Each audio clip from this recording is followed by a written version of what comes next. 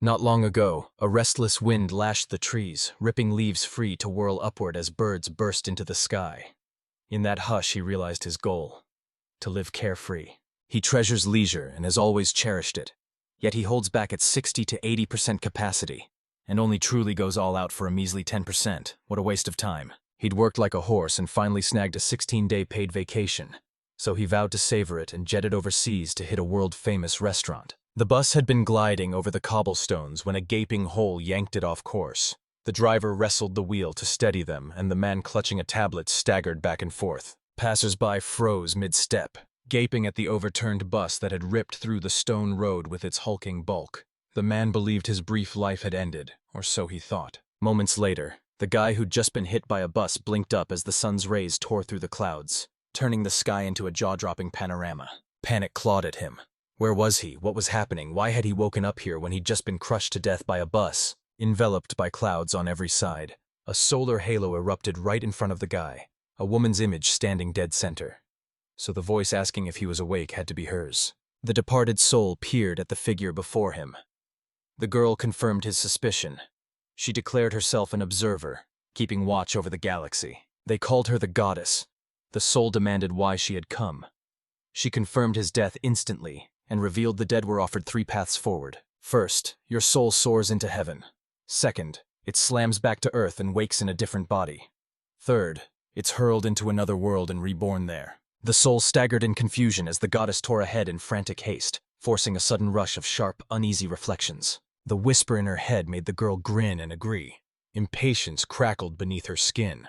So the deceased soul asked the goddess if it could answer her questions, and the goddess consented, because she stood before a goddess. Curiosity burned like wildfire in the soul, so it seized the third option to tear aside the veil and glimpse the other world. The goddess smiled and began her story. Artoria crackles with natural riches and hides 108 treasure-packed labyrinths that call teams to plunge in for pulse-racing adventures. At 5, every resident must undergo baptism. Blessings slam into them, awakening wild abilities. Life isn't gentle. Deadly monsters prowl the land and brutal class divisions keep people trapped. After listening to the goddess of the soul, it hit me. In his previous life he'd been hunting a new hobby, and reincarnating in the same world would never let him find it. So the soul declared to the goddess it would cross into another world. She flung her arms wide, smiled serene once more, welcomed the deceased soul's choice, and declared she could bestow on it any ability, any power she desired. The soul slammed the goddess's generous offer shut. He said a special power would only ignite needless conflicts and envy he didn't want, but he'd never trade away a healthy body, and that bold refusal stunned the goddess. After their conversation, the soul dared to ask if the goddess always communed with souls. She answered, sharp and unmistakable, she almost never does. This soul stood apart. At 5, she plunged into danger to rescue a kitten that turned out to be her descendant, and the goddess demanded a face-to-face meeting to thank the savior. Once the goddess of the soul's story hit her, she fired back that anyone claiming pity never helps is flat-out wrong, then laughed and hoped he wouldn't keep clinging to that judgment. The goddess thrust her hand into the formless light of the departed soul and poured out a blessing, wishing her a radiant, joyful life. Sometime later, the clouds tore open and sunlight flooded a small farming village, pouring golden warmth over its patchwork fields. Wind coaxed the trees into a slow dance around a small stone house whose windows were shut with wooden shutters. Inside, a man and a woman hovered over a child's bed. She beamed at the baby lying before her, chirped a bright, "Good morning," and declared exactly how she felt, while the bearded man who called himself the child's father grinned and called his son cute. He gaped as his eyes snapped open and found his new parents leaning over him, a slightly clumsy, awkward smile tugging at his lips. Beaming at her son's awkward smile, Imrea folded her arms across her chest and beckoned Lark to take him in his arms. Lark didn't refuse. He scooped the boy up and vowed he'd grow up just as strong as he was. As his parents whooped over his good behavior, his head erupted with one brutal truth. He'd woken up as a baby, maddeningly logical, and his useless, uncontrollable body turned every moment into raw torment. A lone little house by a well-trodden road, hugged by the surrounding forest, burst with the joyful laughter of a happy family. A soul reborn into this world was christened Owl. His tiny body obeyed raw instinct. Hunger ripped through him and he wailed without thought, and when exhaustion or satiety hit, he surrendered to sleep. Being a baby was brutal. His mother's name was Empria, an angel-faced beauty who could stop a room. Most likely every mother is the most beautiful. His father was Lark, not the sharpest, but far better than a tyrant. After only a few days in his new body, Azul discovered his family were farmers, and that a bumper harvest would buy them peace soon. Yet in Arturia, farmers were still mostly seen as poor. The crucial part, the kid had only discovered it very recently. One evening my mother's voice ripped through the village, pulling everyone toward her as she announced night was already falling. She thrust her hands out in front of her. Emrea breathed light, and a tiny snow-white ball flared into being, glowing in her palms. A lone soul hovered, fixated on the beaming mother and father, fresh from a successful spell that now flooded the whole house with light. Nothing else mattered. Magic is real in this world. At the village's head, magicians burst into being as man or woman, crowned with a pointed hat and clutching a glowing orb of magic. If they couldn't wield that power, rebirth was meaningless. A wolf scowled at this blazing orb, his mind racing to figure out how to spark magic. He had to conjure something, and fast. He had to think it through.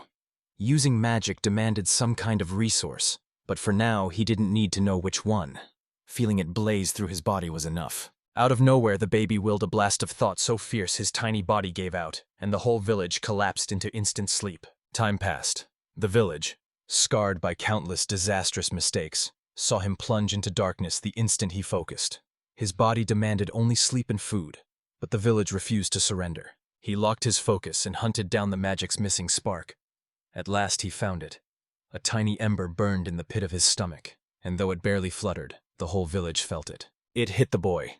This energy could be turned into magic. He only had to redirect it, and the village's brilliant plan could work, except one crushing snag. His body was slipping into sleep. Seasons flipped. Winter bled into spring.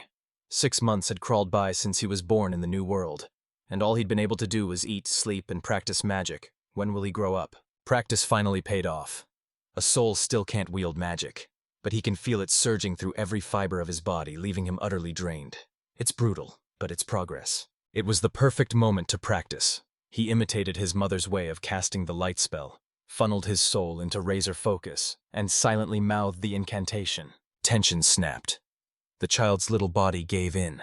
His cheeks flushed crimson, and the village's mother smiled as she stepped forward to change her son's diaper. Everyone expected nothing would work out, but the boy never thought it'd be easy. So with plenty of time ahead, he dug in, charged on with fierce resolve, and refused to quit. Morning, afternoon, evening, night. She hurled the light spell and the darkness swallowed it. Confusion clenched his chest. He stood paralyzed, clueless why. So he decided not to echo his mother, and conjured a cold LED bright light in his mind. The answer snapped into place. He didn't have to copy his mother. He only had to picture an object from his past life executing the needed actions, and I couldn't stop wondering if he's the only one with a cheat like this. None of it mattered now. He could wield magic, and a small tool beamed as it lifted a tiny fist in triumphant salute. All the little village needed was practice. With every rehearsal, their magic reserves swelled, and the instant they pictured the cooler twirling in the baby's tiny hands, a small storm burst to life. Even as the mechanics of his magic finally snapped into focus, he still had to make the first move. The little village stretched, yawned, and melted into sleep. He was only a baby, fragile and peaceful, so his mother slipped into the room and froze at a suspicious chill in the air. 5 years raced by, the little village swelling around them, and his mom and dad buzzed with excitement as they readied every detail for his baptism, an occasion no one could ever forget. Beaming and waving to his parents, a young soul cried goodbye and bounded off. Today, all children who reached the age of 5 would undergo the baptismal rite, a solemn greeting that opened them to God's mercy. In this world, a blessing literally writes your fate. Some people get a feeble spark, others wield a power so colossal they could raise an entire country from nothing. The tool swore any blessing wasn't worthless but a welcome boon to everyday life, so the boy barely flinched. It felt exactly like a gotcha pull from his world. A petite girl with a radiant grin swept into the village, Mirai, who became one of the main character's earliest childhood friends and lived right next door. A year older on paper, she was doted on like the village's little sister. They played together 3 times a week, and now every time they meet it lights up with joyful smiles as they link hands. The children clustered just beyond the churchyard, buzzing that today at last the village baptism was here. The day he'd been waiting on for ages. Murray hadn't come just to meet the boy. She'd come to drop crucial news, and the village fell quiet, taken aback. His childhood friend pressed him to keep his blessing secret. The whole village already knew, yet he laughed with the girl and pretended ignorance, brushing it off as nothing worth talking about. Deciding to press on with the dunno game, the boy demanded to know why it was impossible to talk about his blessing. Mia froze. She wasn't ready and probably didn't even know why herself. The unexpected question hit like a blow. Crimson-faced, she screamed she couldn't, and that ended it. They'd agreed never to speak of their powers, to spare the children the sting of shame and the poison of excessive pride. Sunlight spilled outside, and inside the tiny church a baptism blazed to life. The priest stood beside the altar, while a lone soul sank to one knee before him. He snapped up from his knees after the greeting, the blond boy lifting his gaze to the priest who hoped he was ready as the village cried for him to begin. The priest lifted his hand above the boy's head and thundered, "May the mercy of the Creator God go with you." As his palm ignited into a brilliant shimmer, blinding light swallowed the tiny village, and an unknown power saturated every fiber of his body. His body still swathed in a blinding shimmer, the boy felt raw power course through every vein. I couldn't help but ask, "Is this a blessing?" Eyes closed, everyone strained to lock onto the new sensations. Then the name of his ability flared into his mind as it manifested. The name Moderation exploded in my head, a mute question freezing the village's face. He stood bewildered, burning to ask the priest, then swallowed the words. No one must be told about the blessing. The blessing he'd received wasn't a gift but a mirror to his past life. And that realization stabbed him with a cold suspicion. Maybe the god had hated him. Tears carved tracks down the blonde's cheeks. The boy, convinced everyone would welcome that blessing, felt only the sweat of his heart stream from his eyes. And it took years before he understood how useful those tears would be. He barreled home, joy exploding inside him, and the first thing he did was dash to his parents and blurt out that he'd finally received his blessing. They greeted their son with beaming smiles and dove into whipping up a festive feast to honor the joyful event. Lark crouched to his son's level, patted the cap on his head, leaned in, and pressed the lesson on him. Never forget, every blessing is useful in its own way. His father laughed, booming with pride, and declared that whatever blessing his son received, he should be proud of this gift. Yet the village heard it as thin consolation. Later, a flock of birds burst over the treetops.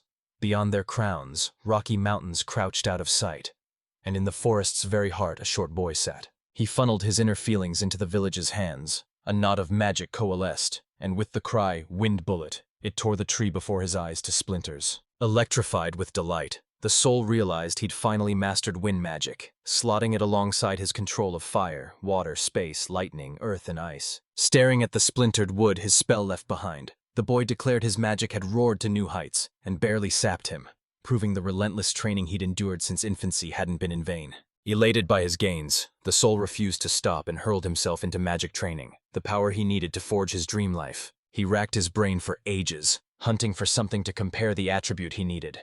Then his waist bag snapped into focus. He only had to introduce her. After locking his focus and uttering space for objects, a crevice ripped open in front of the village, gaping into an utterly empty void. Grinning at the unexpected success, the boy shoved a stick into the crevice. The instant she touched it, the stick vanished. Having nailed the job, our hero carved out a storage vault where time bent oddly for the rest of us. Whatever he stashed inside would stay forever fresh. After a grueling but fruitful training stint in the village, I barreled home to find a table heaving with dishes, fluffy buns, sizzling slabs of meat, and mounds of crisp vegetables. He gaped at the mountain of food as his mother beamed. Today they'd fried well-bird meat for dinner, and he could safely devour as much as he wanted. Don't let its scrawny frame fool you. The well-bird haunts every field, and it still takes 3 people to fell one. Farmers covet its meat because it tastes just like chicken. A year ago, he handed his mom the recipe for this meat. He just asked if coating it in breadcrumbs and frying it in oil would make it tastier, and she nailed the whole thing on her very first try. No condiments like soy sauce existed here. Only salt reigned. And though Azul could never taste his favorite chicken, he swore to forge every seasoning this world lacked. In the house where our hero lived, the air always carried the scent of warm bread and fresh vegetables. His family farmed the land and baked every loaf, so each bite was infused with their love. The buns rise on homemade yeast, and Emery vowed that when her son brings the bride to the house, she'll pull her into the kitchen and teach her the recipe to make their family bread. They barely put forks down before father and son burst into nearly identical praise for their wife and mother, making her flush as she offered to sprinkle on a few extra seasonings. The village house always brimmed with laughter and joy, and today was no different. After the meal, the boy thudded onto the bed and burst into a wail, insisting that even though he was still growing, it mattered to know the measure. If only he could unleash a magic that ignites cells, purges malignant substances, and cures disease. True healing. As soon as he cast the spell, the crushing weight and the ache in his gut vanished, like he'd just soaked in hot springs, and then you could go to bed. Night never fully fell over the village when he caught his parents' tight, urgent whispers. This year could be brutal for them. The crops are stricken by disease. Outside the door, parents' worried voices pressed like a storm as they feverishly plotted how to survive the winter. And Anul's father vowed to hunt monsters for coin, a desperate, deadly gamble. Emrea's head sank, fear coiling in her throat as she begged her husband what would become of them if one day he never returned from the hunt. At dawn, the villagers poured into the fields, restless and numbed by their own thoughts, and they warned the children to stay away. Such talk would only leave them helpless, yet the boy refused to sit still. The memory of yesterday's spell hit him, and the blonde plunged into the wheat sprouts to test it. When he cast it, his whole body among the shoots burst into a soft, radiant glow. The village cringed at the name and waved it off. He doubted he'd pull it off, but if it worked, he'd earn money. A long-haired girl strode down the path toward her friend's house, humming a bright little tune. Then, spotting Mireille's familiar silhouette, she shouted her name and froze mid-sentence. She caught sight of what her friend was doing, bolted behind the house, heart pounding and eyes wide with awed disbelief as she wondered if it was magic. How does the village use it? Peering from behind Mireille's house, frustration crackled through her bones, and a baffling question ripped from her lips. Why is Aldo using magic in her family's fields? Triumphant, the village tumbled onto the soft, joy-stretched fields. He'd healed Paul and his girlfriend's family, but hunger clawed at him and exhaustion sank into his bones. Last night's dinner flashed through our minds and cracked grins across all our faces. Growing bodies need animal protein, but the farmers often couldn't afford it. Those thoughts catapulted the boy to his feet. After our hero dropped it into a seat, he growled again that he wanted meat. That craving will unleash bizarre consequences. A boar-like beast, strange mushrooms sprouting along its back, sauntered through the forest, utterly oblivious to a pair of tiny eyes watching it closely. A wild boar can tower up to 2 meters. Its meat hits with fierce flavor, but the real prize is the mushrooms erupting from its back and head, sought after as a rare delicacy. In the newborn hunter's tiny head, nothing spun but cravings for succulent meat, and he instantly decided his mother would relish such prey, even if it meant her own son had to be slaughtered. Hunting lives and dies by strategy. Never unleash fire or lightning and risk turning the whole forest to ash. Never drown the meat in water or ice that kills its flavor. Choose your method like a ruthless commander. There was only one choice. A soul slammed the windmill into motion and ripped the life from his prey in an instant, the poor thing managing only a long dying grunt. Thrilled by his success, the boy decided wind magic was perfect for hunting. He crept toward his prey, sliced the mushrooms aside, then unleashed a gust of magic to wash the blood clean. Heaving a deep, ragged sigh, Atul found himself stunned he'd stayed so calm after the incident, and coldly decided he'd bent to the structure of his new world. He eyeballed the creature at about 500 kilos, and felt pride and panic collide. How on earth would he tell his mother he'd brought down a gigantic forest boar? A frivolous grin danced on the young hunter's lips as his thoughts amused him. He tossed aside the idea of hiding and decided to tell it like it is. His optimism died the moment brutal reality hit. His mother met him with withering eyes after the shocking news. Perched on his lap, the soul endured a guilt-drenched lecture about how his parents would fall apart if anything happened to him. His mother even rattled off every time she'd warned him to stay away from monsters. Anger melted into mercy as Emrea praised her son for honestly confessing his deed and told him never to hide anything again. And listen, when his mother says a place is dangerous and not worth going, heed her. A sudden shift in his mother's condition hit him like a bolt. Azul's shock softened into a guilty smile as he nodded in agreement and begged her forgiveness. Her face lit up as Emrea tapped her son's tiny nose with a fingertip and warned, "You scared me. Don't do that again." Lesson finished, she zeroed in on the loot her son had lugged in and volunteered to handle it. The table groaned under another mountain of food, but the main dish of the day was wild boar meat, its juices streaming and slicking the plate. Savoring the cooked feast, the soul realized people hadn't lied about mushrooms. Their soup exploded with flavor, and the boar meat was shockingly delicious even without a speck of salt. At dinner, Lark slammed his fork down, cut through the chatter, and demanded to know when his son learned magic. Caught off guard by his father's question, the soul snapped that the skills surfaced the moment the blessing struck him, and Lark accepted it at once, convinced his son truly bore a blessing. He slammed the question shut, telling himself he'd finally carved out an excuse for his magic, while the true heart of the blessing stayed hidden, known to no one but him. The first question died in an instant. Another thread surged forward, and my father leaned in and asked, "Do you like magic? What do you need it for?" Strangely, the whole village stood baffled. While he never questioned why he needed magic, he vowed to harness it, get rich, and live a carefree, blissful life. Lark's laugh exploded at his son's answer. He quickly apologized for the strange questions, then his voice hardened as he urged his son to remember. His face hardened into iron as he warned that if the village relies only on force and wields it to harm others, that's nothing but a grave sin. His face snapped into a smile. The hulking man grinned and praised the cook again as the village mother jumped into the conversation and urged everyone to eat until the food went cold. This change drove the boy to ravenously cram another deliciously cooked piece into his mouth. Night swallowed the village, yet our hero's small head seethed with one thought. He'd been swept up in magic's rush and might one day be dragged down the wrong path. His soul erupted with joy. He'd been reborn into parents who loved him, a shocking turnaround from the cold, strained ties of his previous life. It felt like heaven to finally live in a loving family. He flipped onto his other side, grinning, half sure the goddess had a hand in this. Then a girl's smiling face burst into his head, beaming and ordering him to be even more grateful. Before long, their parents' warning exploded into reality. A vicious blight tore through every field in the village, leaving countless farmers without a harvest, and it didn't spare the family of Azul and his girlfriend, Mishura. Magic crackles through the village, but he's still a farmer. Now he must dive into farm life and coax seasonings from his field. He shut his eyes, grinning as warm memories washed over him, while his thoughts raced with the burning urge to craft soy sauce, ferment miso paste, and most of all, make sugar. One day, burning to grow sugar beet or sugar cane, the villagers rushed to his parents and proclaimed he wanted his own field. Her mind raced over her son's request until she remembered the empty garden.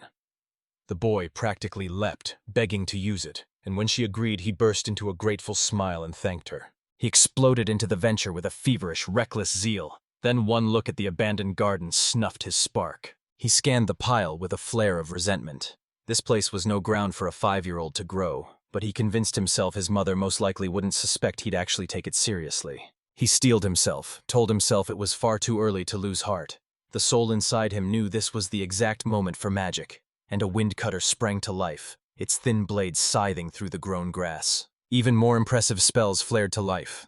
Levitation yanked trees nearly free from their roots, and a roaring tremor of the earth erased unnecessary irregularities. After some time, he slumped back, lungs heaving, and swept his eyes over the scene with a satisfied grin at everything he'd managed to do. He crumpled to the ground, wailing that he was utterly exhausted. Pouring out so much magic had completely burned through his reserves. He pulled that off with magic. Proof he's blasted into towering heights, and if he keeps honing himself, he'll only get stronger. Rest over!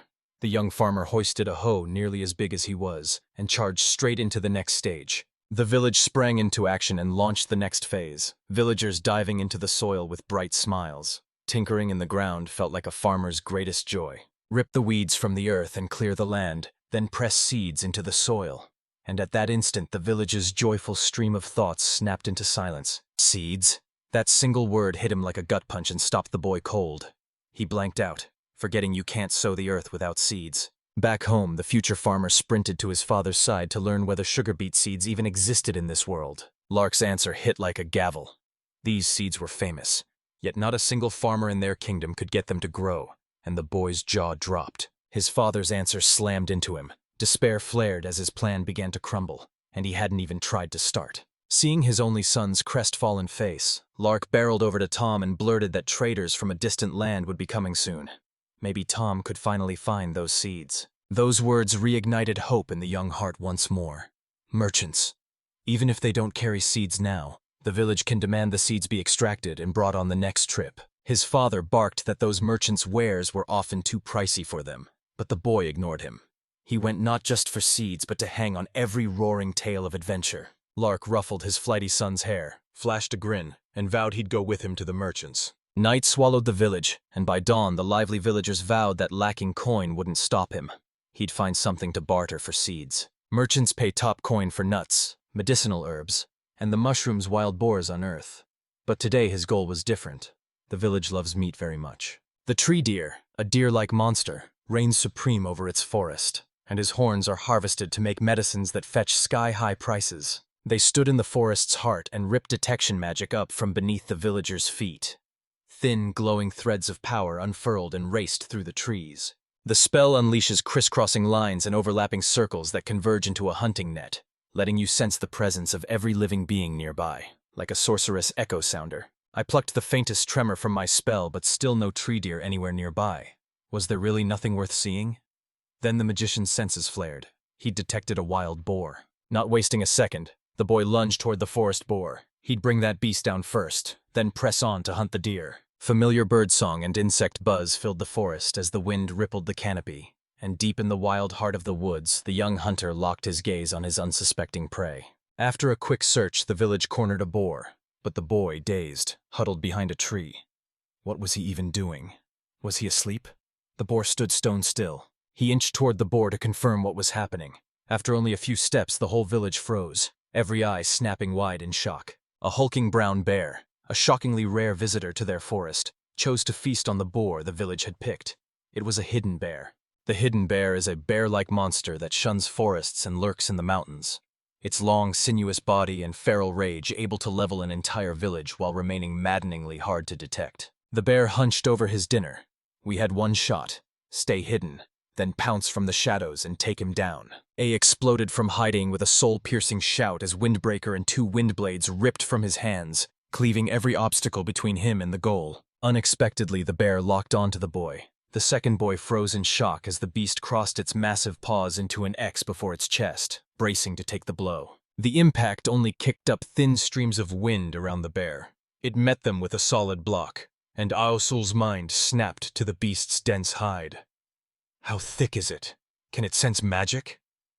The bear, its dinner interrupted, let out a furious growl. Gaining speed, the bear rips through the trees straight at the boy. So long as the gap between bear and young hunter stays wide, they still have a shot at finding a solution. If the bear tore through the village, he'd have to kiss his life goodbye. He refused to accept that fate. Slamming his palms into the earth, the magician made a stone wall erupt in front of him.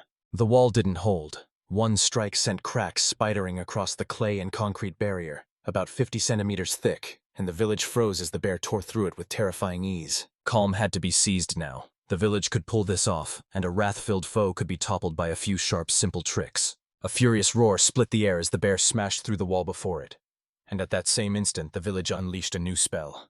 Pit, that ripped the ground from beneath the beast's paws. A heavy carcass slammed down, thudding the earth. The monster still rasping long, drawn growls as the village scrambled to craft a brand new spell. A waterfall in a savage torrent crashed into the pit where the bear had just fallen, pummeling it until escape was all but impossible for any person. The monster thrashed in the water, clearly still alive, and at the end of his battle a soul unleashed a rockfall. Silence swallowed this collapsed stones. No sound came from beneath. The bear couldn't possibly escape now. Maybe it had drowned in the pit, but better to be sure, so a soul slid his cat back on. He blew a ragged breath as the danger he'd just faced crashed into him. His strength had hit its limit, so he chose to withdraw. It was far too early to go up against opponents like that. The bear had been a deadly opponent, but still a prized commodity, so the villagers heaved the trophy from beneath the rubble and scrubbed every drop of blood from its body. He staggered home alive, but his mother's fate clung to him. A bear carcass lay behind him, a brutal reminder that the beast was deadly. Emrea's worry burned for her son, but she still sized up his skills with brutal honesty, and the parents agreed they'd been lucky to crawl out of that monster fight alive. Only adventurers rank C or above could bring the beast down. After overhearing the conversation, the boy snapped to the conclusion that his magic was roughly on par with C-ranked adventurers, yet he couldn't tell whether that made him powerful or weak. The parents swung their gaze back to the vanquished monster, eyes gleaming at its flawless hide. This skin would sell for a fortune. The rich fork over fortunes to turn its hide into a trophy plush or a cloak famed for stealth. Every scrap gets repurposed beyond meat, but the stench is brutal. Osul bounded up, grinning, and blurted out whether selling the skin had left him enough for sugar beet seeds, and his father replied there would still be money left. The boy grinned at his father and announced he'd give the remaining money to his parents. The father's face lit up, and grateful words burst from him. A stern female voice sliced through the idol's joyful song, snapping to the boy that his mother was still furious, and their conversation wasn't over. Night crept over the village as the hunt paid off. The boy had pocketed enough coins for seeds and maybe a little extra to snag from the merchants. He practically vibrated with excitement for tomorrow. The next morning erupted into a brutal storm. Bells pealed without pause across the village, and farmers were already shoulder-deep in mud, heaving their plows through the furrows. Bells shattered the air as merchants swarmed into the square, unfurling stalls and laying out their wares. Anul and his father watched the guests, then strode over to greet one of them. A long-haired man in clothes that screamed "wrong place" greeted an old friend, and their talk snapped into business. The usual seed purchase and a blunt request for his friend to evaluate the product. He snapped his gaze sideways and froze. When the farmer said "pray," he literally meant a bear's carcass slumped on a cart. Lark grinned at his old friend and spun a wild tale of a bear plunging into a trap and drawing its last breath, one he claimed he'd stumbled on by accident, and the merchant stared at the monster, thoughtful. "That's a brazen lie. The hidden bear's razor smart and far too cunning to stumble into a hillbilly trap, so why unleash such a blatant deception?" The merchant snapped his head toward the little boy, his eyes locking onto him. The child caught the look and lit up with a radiant smile, oblivious to the merchant's thoughts. The trader zeroed in on the boy. Something about him felt off, and he instantly accused him of snaring such a rare prey. Could a child even take down that monster? The trader wouldn't pry, and Lark couldn't have snatched the loot from anyone, so refusing the deal made no sense. After thinking it over, the merchant's eyes flashed as he pronounced the carcass excellent. No severe damage, almost everything usable, and he offered 100 gold to buy it. The sum slammed into the young village like a shockwave. Not a single villager owned a gold coin, and converted to yen each one was worth 10,000. The idea of 1,000,000 yen for a single bear lit the boy on fire. If he kept hunting, he'd get rich fast, and the whole village was already dreaming of piles of gold coins raining down on him. His father's voice sliced through the village's admiring murmur, snapping at Lebrant to quit fooling around and reminding him he'd been buying from him for years. The merchant stammered that Lark couldn't be fooled, and Lark snarled that being poor didn't make him stupid. He knew exactly what a carcass like that was worth and flashed an angry grin. Caving to the farmer's pressure, Lebrant slammed 2 bags of gold onto the table and growled that 170 gold was the most he'd offer for a bear. Surprise slammed into him. He'd almost been duped.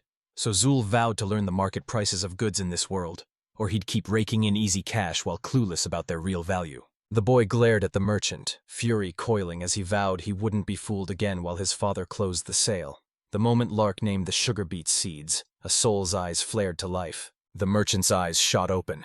They were hunting for strange sugar beet seeds, and he called the request downright bizarre. He ripped through the place, hunting for that one bag, because the farmer was about to plant a rare vegetable almost no one could coax from the soil, and Lark shrugged, claiming it was his son's idea. Lebrant brandished the coveted bag and demanded 20 gold pieces for one, an outrageous price. The village that wanted it had already vanished from this world, and Lark and the merchant kept rifling through the goods. After a beat, the man spun to his son and asked if he wanted anything else. His son shot back instantly. He needed a knife. To a hunter, a knife is a lifeline. It guts game, skins hides, slices meat for the pot, and when the village's magic runs dry, it becomes the villager's last weapon for self-defense. Lark paled and warned buying it would unleash his wife's fury as he pictured the fallout in vivid, sickening detail. Yet his son's shining eyes hit him like a nuclear strike on his resolve. Lebrant's hand clamped onto the merchant like a vice. He instantly offered his customers several knife options, pitching each blade to suit them. Unable to choose a village, he suddenly demanded it all. His father gaped in shock, but the man's sparkling gaze pinned him into agreement. One condition was to never tell his wife. A risky vow since her fury is terrible and both men had already endured it. After snapping up the knives, the boy's father declared he still had one thing to settle with the merchant, and the merchant waved them off, urging the young farmer to look around more. He threaded through the gathered villagers, eyeing the wares, when every gaze snapped to one object. He froze, stunned to find it here. They gaped at the glittering wares, villagers' cheeks blooming pink with giddy delight. And just like that, the trip to the merchant's square was over. The pouch and clay pot bulged to the brim, packed with soybeans alive with yeast. The merchant handed the yeast over for free, and I practically bowed in thanks. Now I can brew soy sauce and miso. Ole slammed his eyes shut, told himself sugar bee was the highlight of today's program, then couldn't hold back and blurted it out loud. Sugar's worth a king's ransom in this world, and how it's made is locked away. Farmers can only dream of it, and the boy let out a wry laugh, remembering even Lebrant had none to sell. Our hero snapped. He refused to tolerate this mess. A ravenous craving for sweets took hold. Donuts, cookies, muffins, every last one. Sugar beet is a humble root vegetable you can turn into a bumper harvest with just a few clever tricks. First, tame the beds. Beetroot will rot if parts sit in water, so give excess water a path to escape. Surface runoff and creeping groundwater both spell disaster. Beets recoil from acidic soil. Use rice husks and shells as fertilizer. Get that detail right and the beetroot will rocket to life. He cupped a roiling knot of magic in his hands, pride blazing, thinking that if it exists in this world, it deserves to be unleashed in a duel. What happens if you use magic to accelerate growth?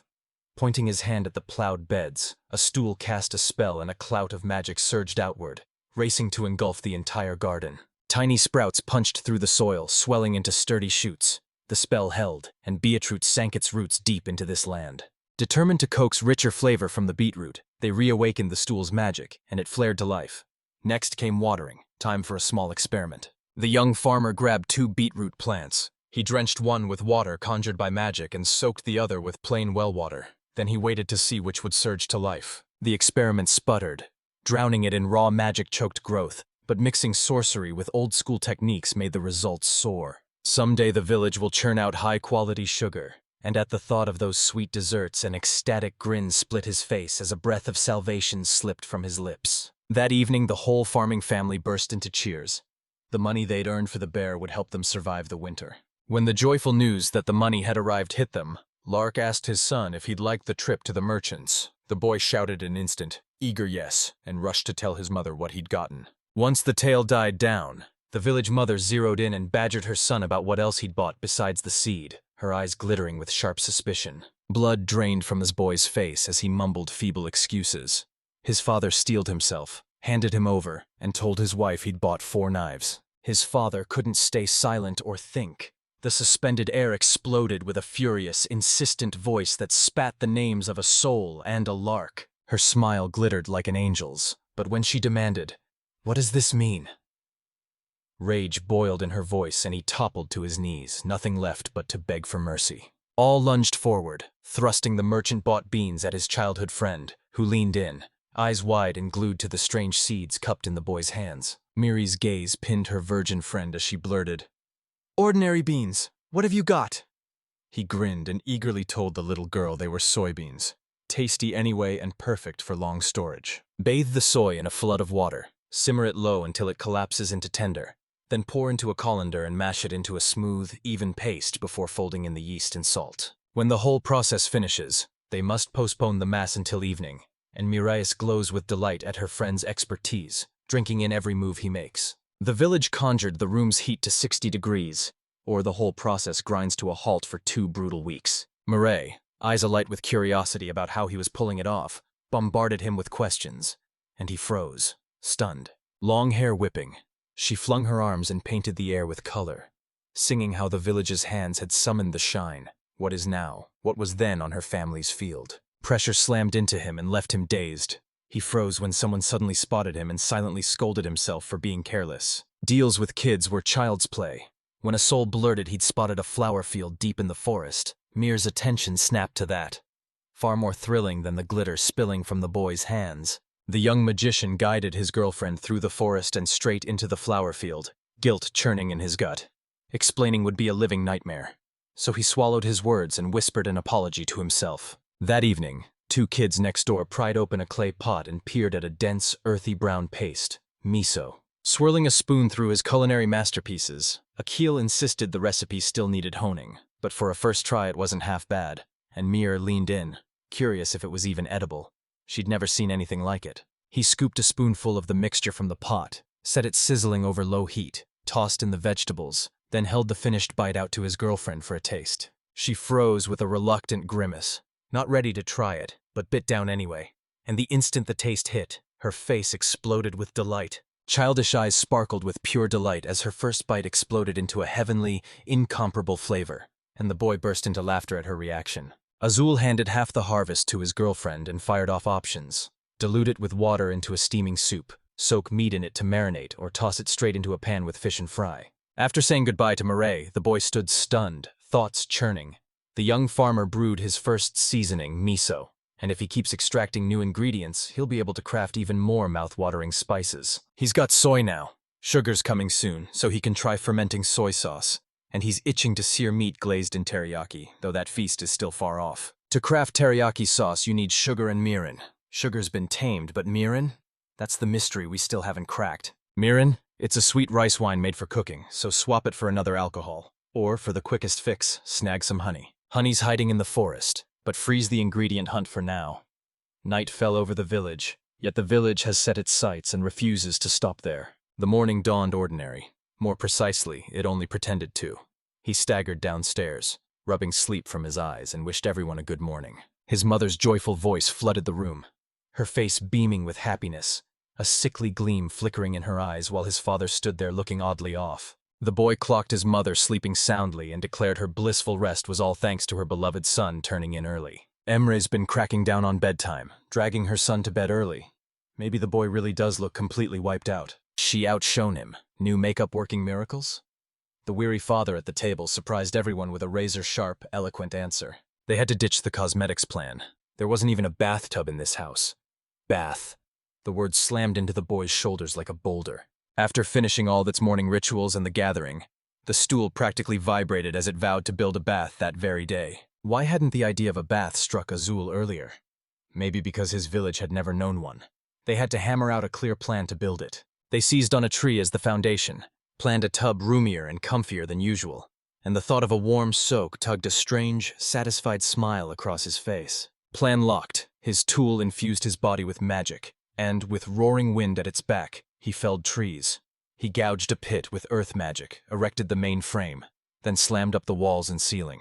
After all that effort, the bath stood ready. A perfect tub, roomy but not oversized. Our young master dug a calm drainage channel so the water slid away, then cast water-repellent magic to keep the tree from rotting. The village even carved out a hall with a locker room. It was bare bones. Just a closet, a threadbare rug, and a couple of towels stuffed into a battered laundry basket. He couldn't tear his eyes from his creation. Magic had compressed hours into a single heartbeat, and trouble might come later, but not now. The young master's gaze, fixed on the newly built premises, was ripped away by a mocking voice snarling, "What kind of shack is this?" Those voices, Emrea and Lark. The elders barreled in, demanding to know what their son was throwing himself into. The father asked if the village had built this place, and when they confirmed it, he marveled at his son's talent, while his mother caught the excitement and leaned in, eager to see what was inside. Maybe because it was brand new, the tub shone from within. Lark, to everyone's astonishment, instantly recognized it as a bathtub, and the boy confirmed his father's guesses by saying the Holy Father had told him about it. He shoved his parents out through the shack door, cried, "I finally want to take a bath!"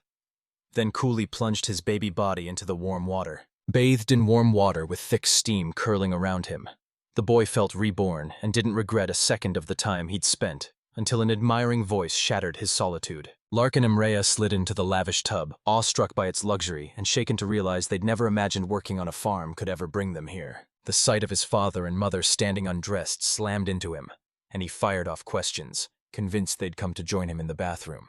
Their phony indignation didn't stop them. Insisting they were one family, the two adults stormed into the bathroom with their outraged son and dumped nearly all the hot water down the drain. Sinking into the warm water, Lark grinned that the bath was just something, feeling every ounce of fatigue drain from him, while Emrea steadied him and said it would be good to take her every day. She pivoted to her son and fired a question, her voice carrying a thin edge of menace, that sparkling smile spelling pure trouble, and the boy tensed. Panic ripped into the boy's eyes. His mom's smile turned terrifying, and the words she'd just spoken made one thing painfully clear. No one had forgotten about hunting a hidden bear. To stop any damage, I insisted his parents could take the occasional bath day. He'd already flashed the sweetest smile at his son.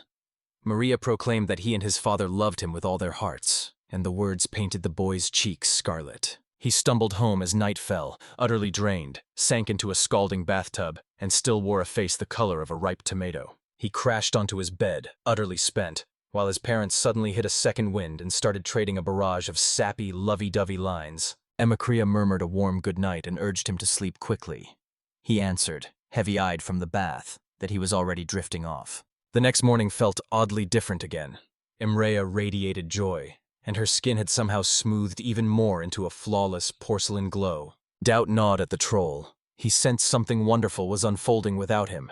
Then the sight of a weary father slammed the brakes on that hope. In the forest near the village, a white-haired boy already crouched, eyes glued as he tracked the scurrying insects with rapt fascination. No doubt. Those were bees. And when the truth hit, his face exploded into a bizarre storm. A grin of joy twisted with sharp, unmistakable irritation. He'd finally tracked them down. That tiny sting of dissatisfaction suddenly made sense. After a long, grueling hunt for bees, he finally struck a hive, and a hive meant honey. Up close, the bees were a touch bigger than back home, and he couldn't have cared less. Visions of honey seized him, wrenching his face into a ravenous grin and ripping control from his thoughts. He slammed a square barrier around the bees, boxing them off from the world, and instantly launched a blazing fireball, probably to wipe out the threat to his life. With the bees trapped in the fire-ringed barrier, the magician could only wait. And before long, his gambit paid off. Bees plummeted, collapsing lifeless to the ground as choking smoke stole their breath, and they died instantly. Osul edged closer, heart thunderous. These bees were gigantic. Barely bees at all, and more like nightmarish bee-shaped monsters, so the boy had to be on guard. A strange noise exploded behind him, yanking his head around. A gigantic hornet buzzed inches from his face. Only one bee survived. She towered over the others. Could she be their queen? The boy stared at the insect before him, dread coiling in his gut, and still he let his guard drop. The bee hovered a beat longer. Then as its strength ebbed, it glided down in a smooth arc, making the boy's heart clench. He'd plotted the whole thing for honey, and now a monster wore his face. The village never saw it coming. A faint plea for help threaded into his mind, snapping his eyes wide. Guilt clawed at him as he stared at the weakened queen bee and demanded to know if she was trying to tell him something. His conscience had already spoken, and he forced himself to remember. Fight the strong, spare the weak. Heeding his conscience, a soul unleashed healing magic. The bee hesitated, fluttered its wings, then shot up and arced around the boy, buzzing as if to thank him. Grinning at the insect dancing in the air, relief surged through the young magician. She felt better, and he had been the one to blame for what happened to her. The boy froze in astonishment as the bee smoothly perched on his shoulder, dead set on making the rest of the journey from that spot. After locking eyes with the insect, the soul leaned in and asked softly if her movements meant she wanted to go with him, and the insect lifted its muzzle in a clear, eager nod. He tapped a finger to his face, the wolf weighing his options. If his mom spots a bee, she'll erupt in anger again. But maybe if he offers her something. He locked eyes with the bee and snapped, "Make honey now and then, and you can come with me." She nodded back with electric enthusiasm, and the boy thanked his new companion, proclaimed her his familiar, and beamed with joy at meeting her. A sudden trust sparked between them. Amel stared at his new companion, hunting for the perfect name. She was, unmistakably, the queen bee. On a wild impulse, he blurted to the bee that from now on she would be called Queen, and the village erupted into joyful wing-waving. He lingered a beat at the spot where he'd met the new friend, then charged back into the hunt. The village had never seen a boar so shockingly healthy. In front of him stood one bristling with alien crystals, its entire hide carved with eerie scars and fresh cuts. That thing was a monster, no doubt, and monsters don't belong in our forest. Maybe he stormed down from the mountains hunting food, but that detail didn't matter.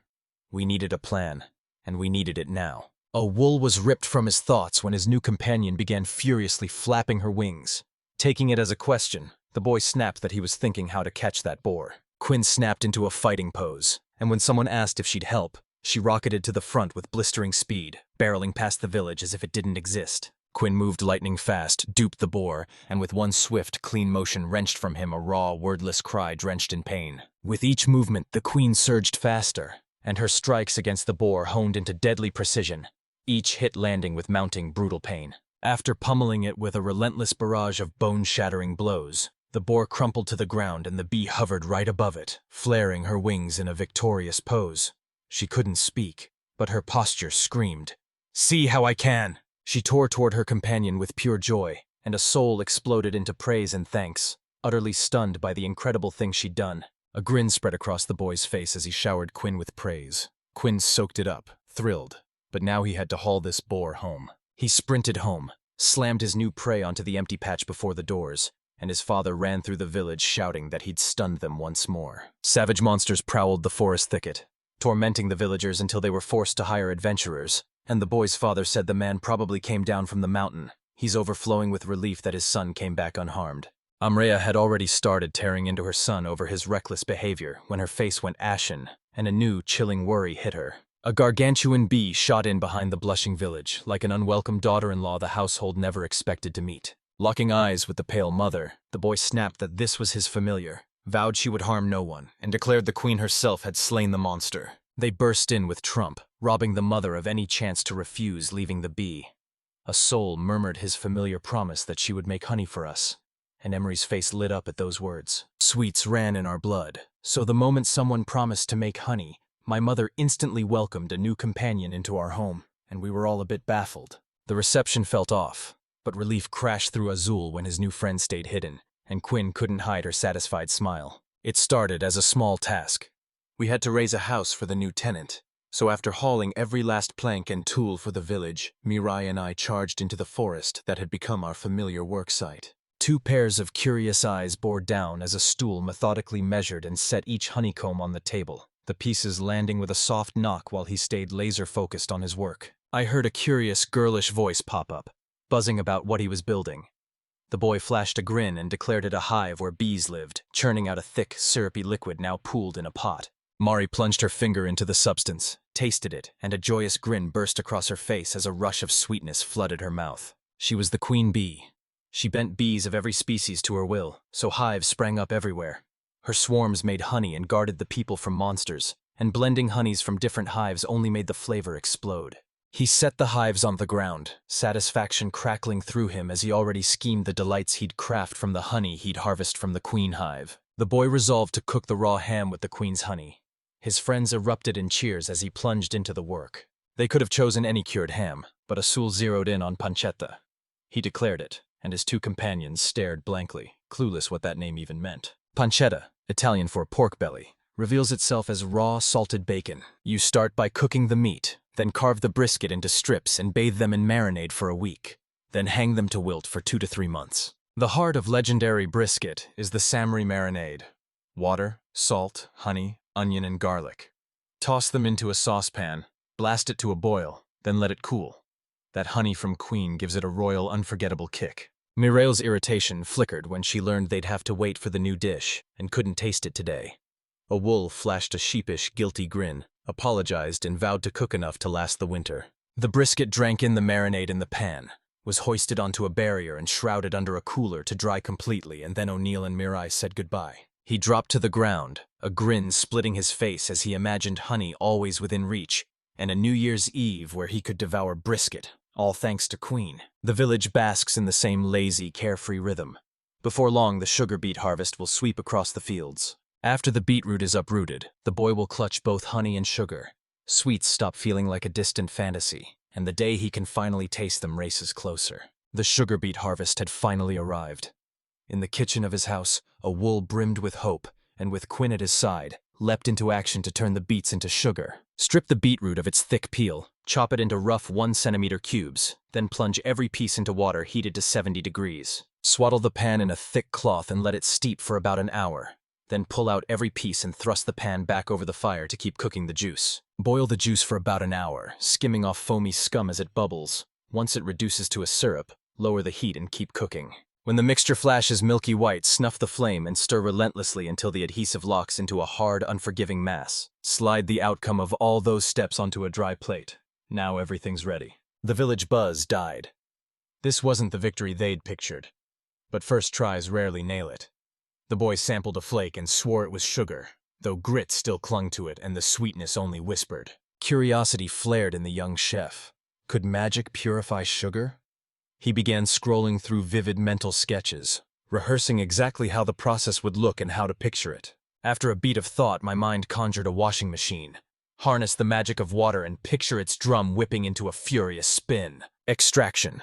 The sugar crystals that had been sitting on the plate were ripped free and sucked into the spiraling water vortex. The vortex roared on, already devouring stray impurities and wringing moisture from the sugar until 2 clean piles lay in its wake. The sugar emerged flawless, pure white like a snow-capped mountain, and the taste nailed it. The sugar beet harvest came roaring in. The whole village threw itself into a frenzy of extracting sugar, and the days vanished in a dizzy blur. Tucked into a secluded corner where his peculiar workshop sat, a mushrooming pile of clay pots overtook the empty square beside the little house. Each jar brimmed with sugar, and with every jar the villagers prepared, the sweetness swelled and blazed. Those reserves will carry him through until next year. When winter finally breaks, he'll charge back into the fields and plant more beets. He's still got seeds that will let him harvest 2 or 3 more times. Sugar and honey finally stocked. The village had everything to make sweets. And as he edged one step closer to his dream, a triumphant smile cracked across his face. On a whim, the young chef exploded into motion. Opting for something simple, he seized the dough and ignited the oven. After a while, the Newell sprinted to his parents, grin blazing, eager to present a secret dish he wouldn't name and insisting he just wanted to make them happy. Their eyes shone at his words as joy burst from them, and they leaped forward to wrap him in loving embraces. He truly was a wonderful boy, beaming and surprised to be holding round dough treats. The parents lunged to try their son's cooking, popped the rounds to their mouths and bit down together in a single, satisfying crunch. Stunned by what they'd just tried, both parents spun toward their son, eyes glittering. His mother, who'd just called him boy, stared, oddly puzzled. Her face beamed, yet something about that smile set my teeth on edge. I asked what it was, and she snapped, "A cookie." Emrea's smile flashed as she asked her son if this was all he'd prepared, and he shot back that he wanted to sell some of it to Mr. Lebrand. A woman's scream tore through the air to terrify them, warning it couldn't be done, or a fierce battle would erupt. The mother shamelessly shoved tiny rounds of dough into her mouth, telling her son she'd handle the remaining cookies, while Asu bristled, a little upset. Emrea's curiosity blazed as she pressed her son on how he'd found the recipe. He flashed an awkward smile and lied that it came from his blessing, insisting he must show proper respect to the goddess. The cookie basket emptied in a heartbeat. Any hope of selling even one vanished the same instant. Believe it, Aul baked 50 cookies and his mother devoured every single one. He wildly underestimated women's love for sweets, and though mom's all smiles now, the memory still leaves me a little worried. The merchant swept back into the village, and the boy raced to show Lebrant the dazzling things he'd forged from sugar beet and the wares he'd bought last time, a pitch sure to snag the merchant. Lebrant hoisted a handful of sugar, stunned by a snow white he'd never seen, and in an instant he seized every secret of honey. Essel didn't know the ones he'd killed in the forest were killer bees, but his instincts were right. Lebrant flipped into dealmaker mode, leaned in to probe, and the colleague blurted out roughly 20 cans of sugar and 10 barrels of honey. A cool, calculating smile slid across the merchant's face as he cheerfully declared he'd buy every single thing the boy had just offered. Nobody saw that coming. Lebrant slammed his offer on the table. 5 gold pieces for sugar, 4 for honey, and he'd toss in 5 silver coins extra for the sugar's quality. Stung by the price, Andal dove headfirst into feverish dreams of unheard-of riches, turning every gold coin into the currency of his previous life. The boy snapped upright, locked the merchant in a hard stare and demanded, "Are you joking with me?" The man froze, stunned by the abrupt shift. He plastered an awkward smile and shrugged.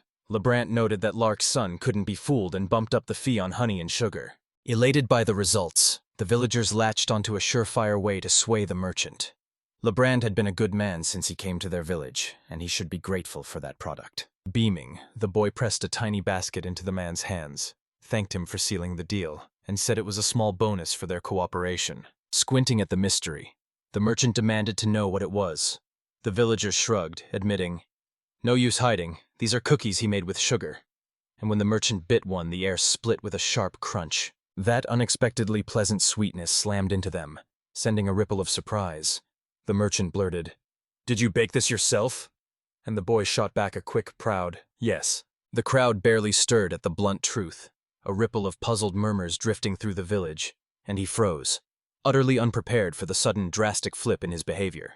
The Brant, sharp and generous, declared to his new partner he'd hand over 1 gold piece for every basket of those cookies, if he had any left. The price knocked him into a stupor. He knew honey and sugar were pricey, but charging that kind of money for a single cookie felt wildly absurd.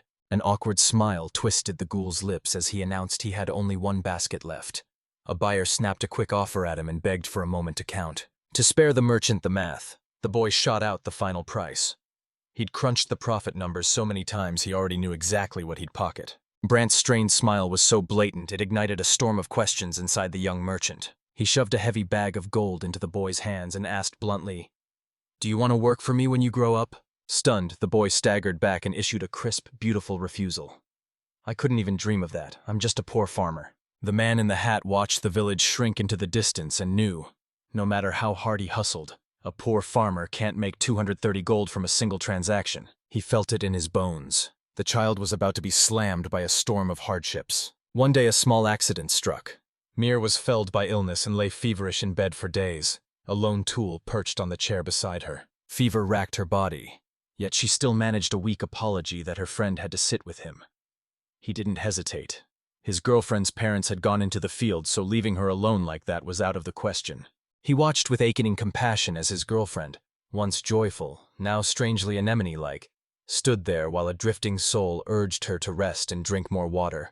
She only nodded softly, and time crept on as the sun swept across the sky. Fever sapped my ray until he crashed into sleep, exactly what the village had been waiting for. I shot up from my chair, swept my gaze over the deserted streets, and realized no one was nearby. He pressed his hand to his friend's face and unleashed healing magic, a soft stream of light haloing the girl's body as her breath steadied and sleep settled into calm. By morning the fever would break, and Murray would be the smiling girl he knew again. He tucked a blanket around his friend and murmured his well wishes. Children across the village are collapsing with the same burning fever and crushing weakness.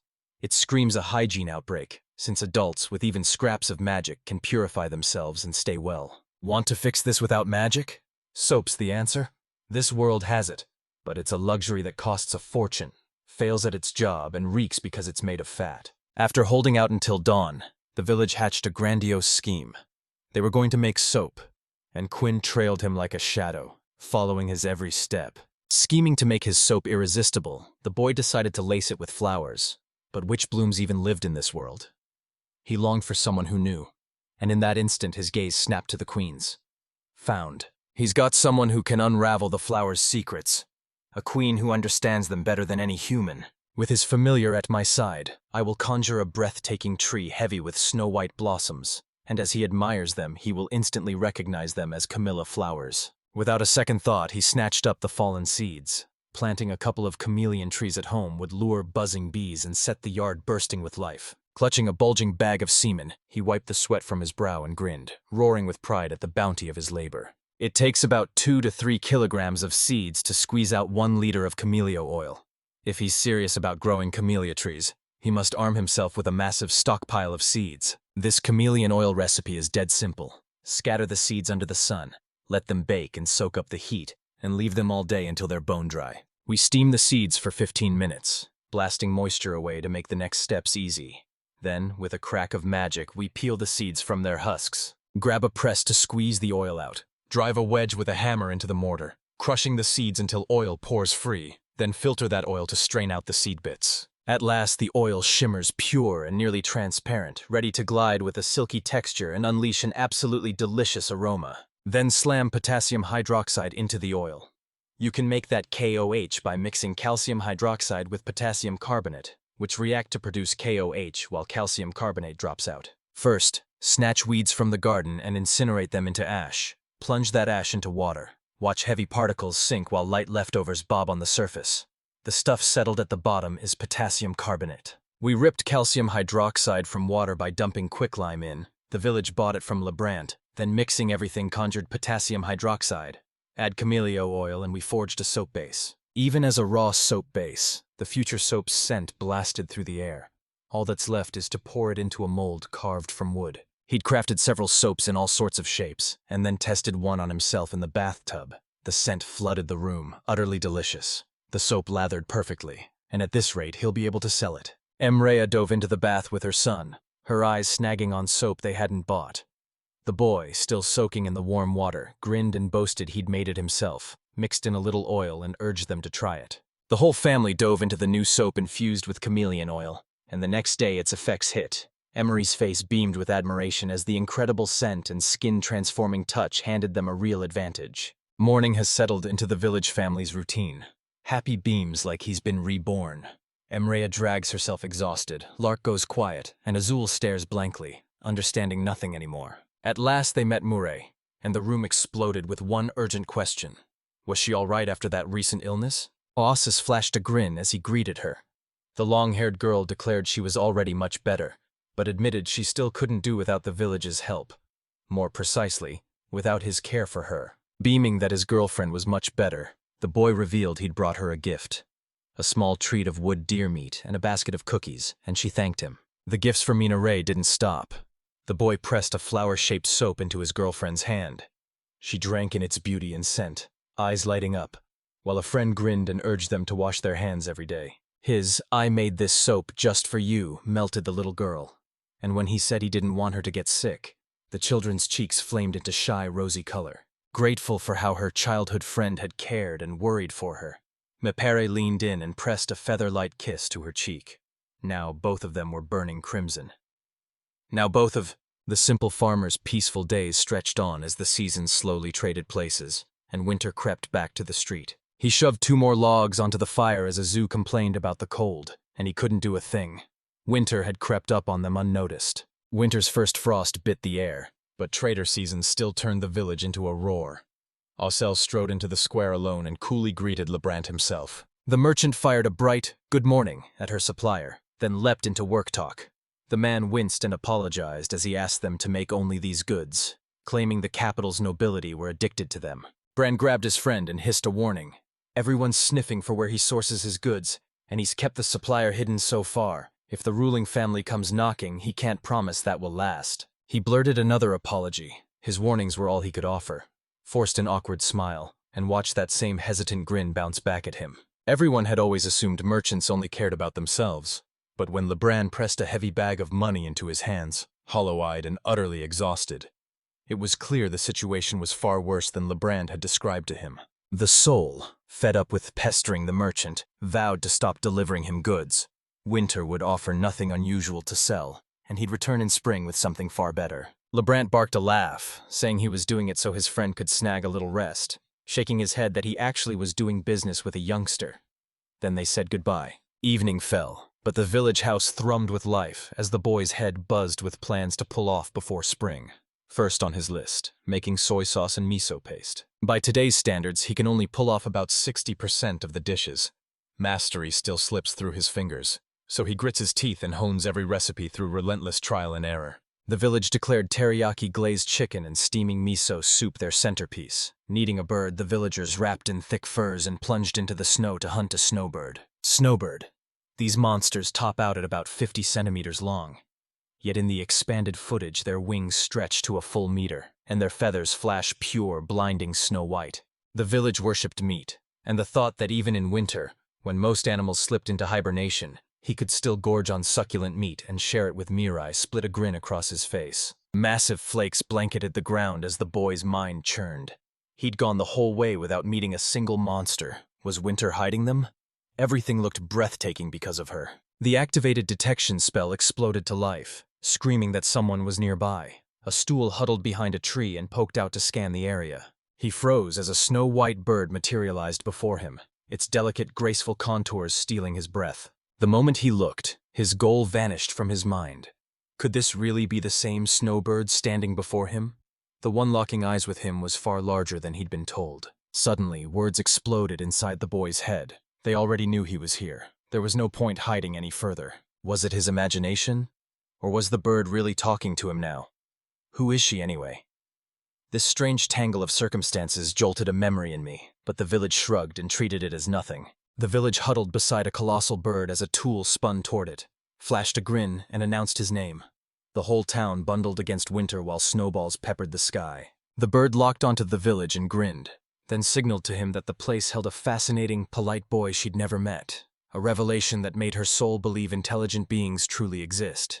The birds burst their wings wide and snapped their heads, each with a proud tuft crowning its skull, a fierce aura roaring off them, and a soul froze, struck by how much stronger this bird was than him.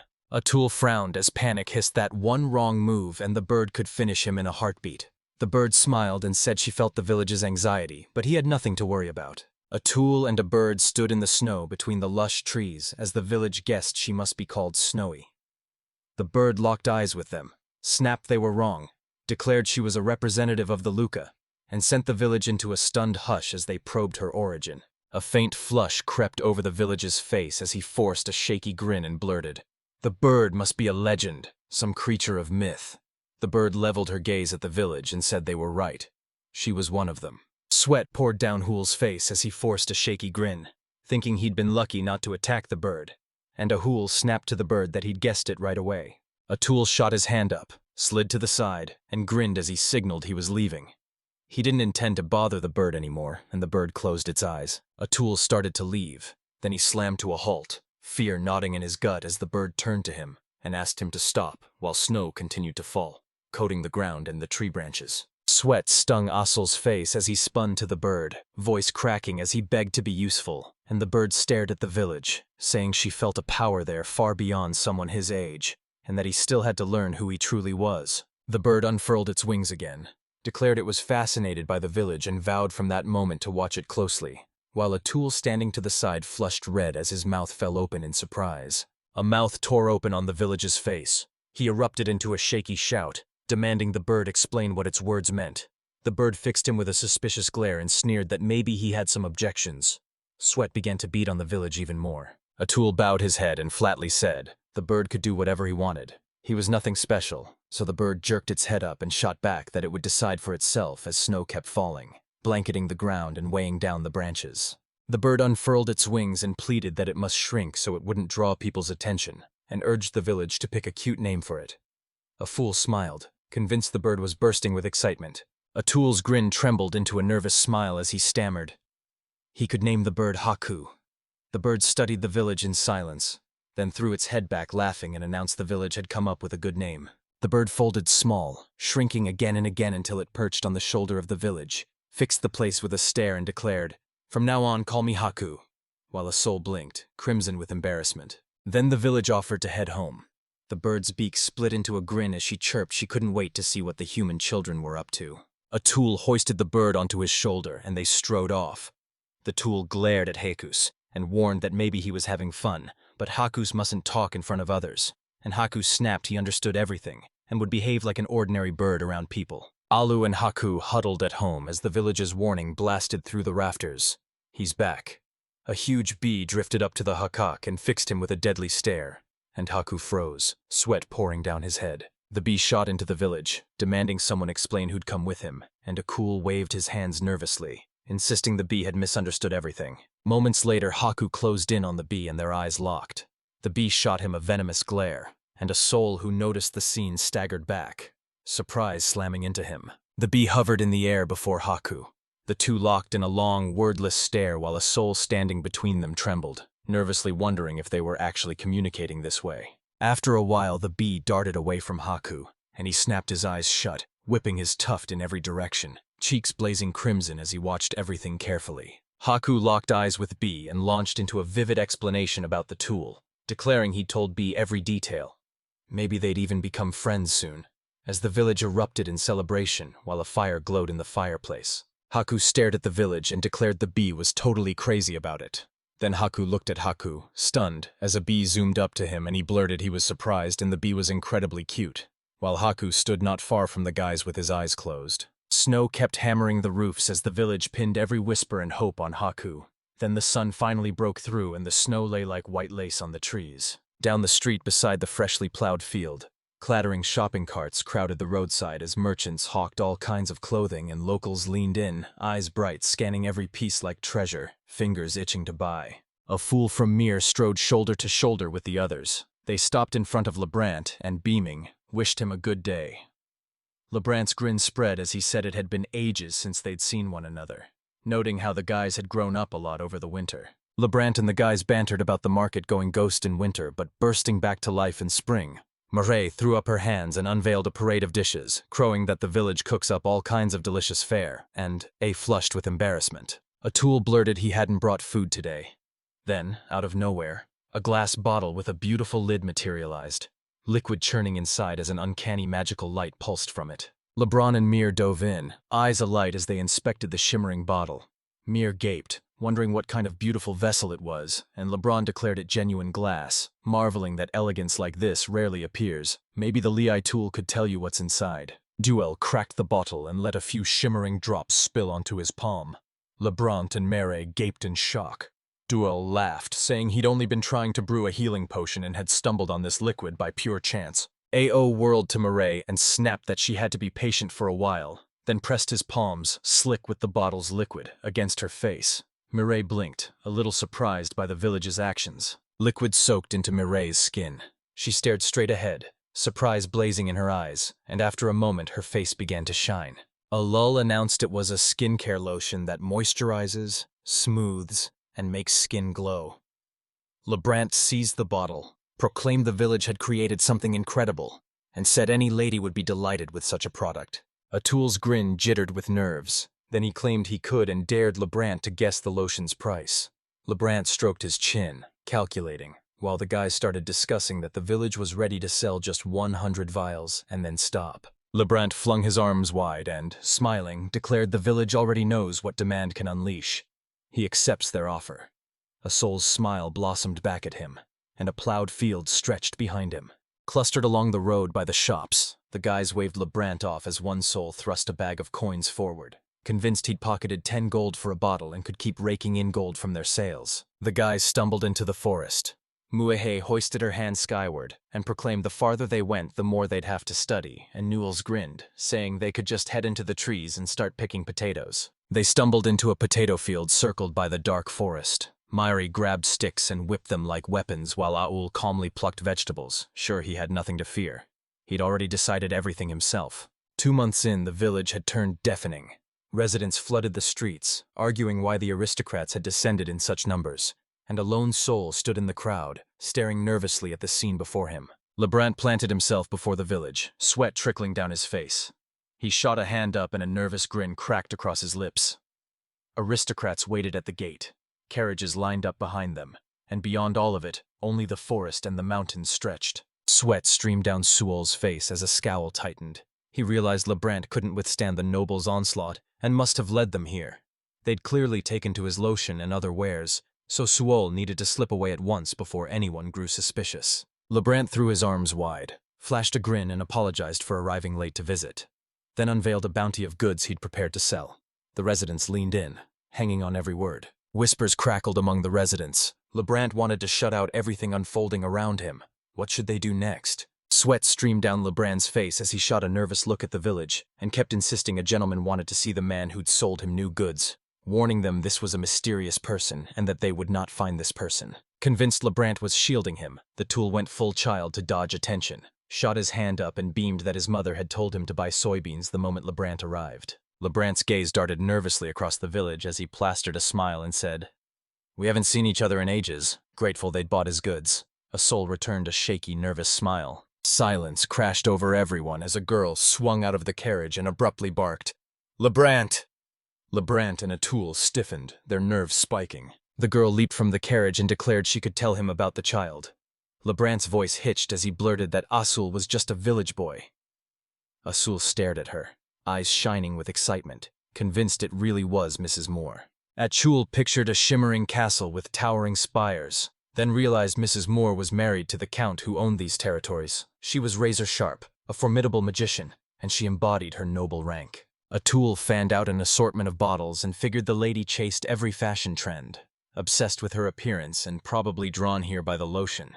She leaned toward the village and started peppering him with questions about soybeans. Atul snatched up the bag, grinned, and replied that his mother would make a seasoning from soybeans, and behind the village stretched a forest and plowed fields. Cold sweat burst across a soul's face the instant he realized he'd blurted the answer without even thinking. Lebrant hovered beside the lady, sweat beading on his face, and with a nervous grin blurted that pasta was made from these beans. Mrs. Moore's face clouded over. She leveled a venomous glare at Lebrant and snapped that he must not interfere while she spoke to the child. Lebrant barreled up to the village, sweat slicing down his face as he nervously blurted an apology for the misunderstanding. A ghostly soul stood at his shoulder, and he collapsed inward, stunned to find fear crawling through him. Atul clutched a bag of beans and swore Mr. Lebrant wasn't lying. Many people in their village really did use these beans for pasta. Moore shot a suspicious look at Atua, pressed a hand to her chin, and realized the village hadn't lied. She could see it. The tool's heart lurched as he realized he hadn't imagined Mrs. Moore using magic to sniff out his lies.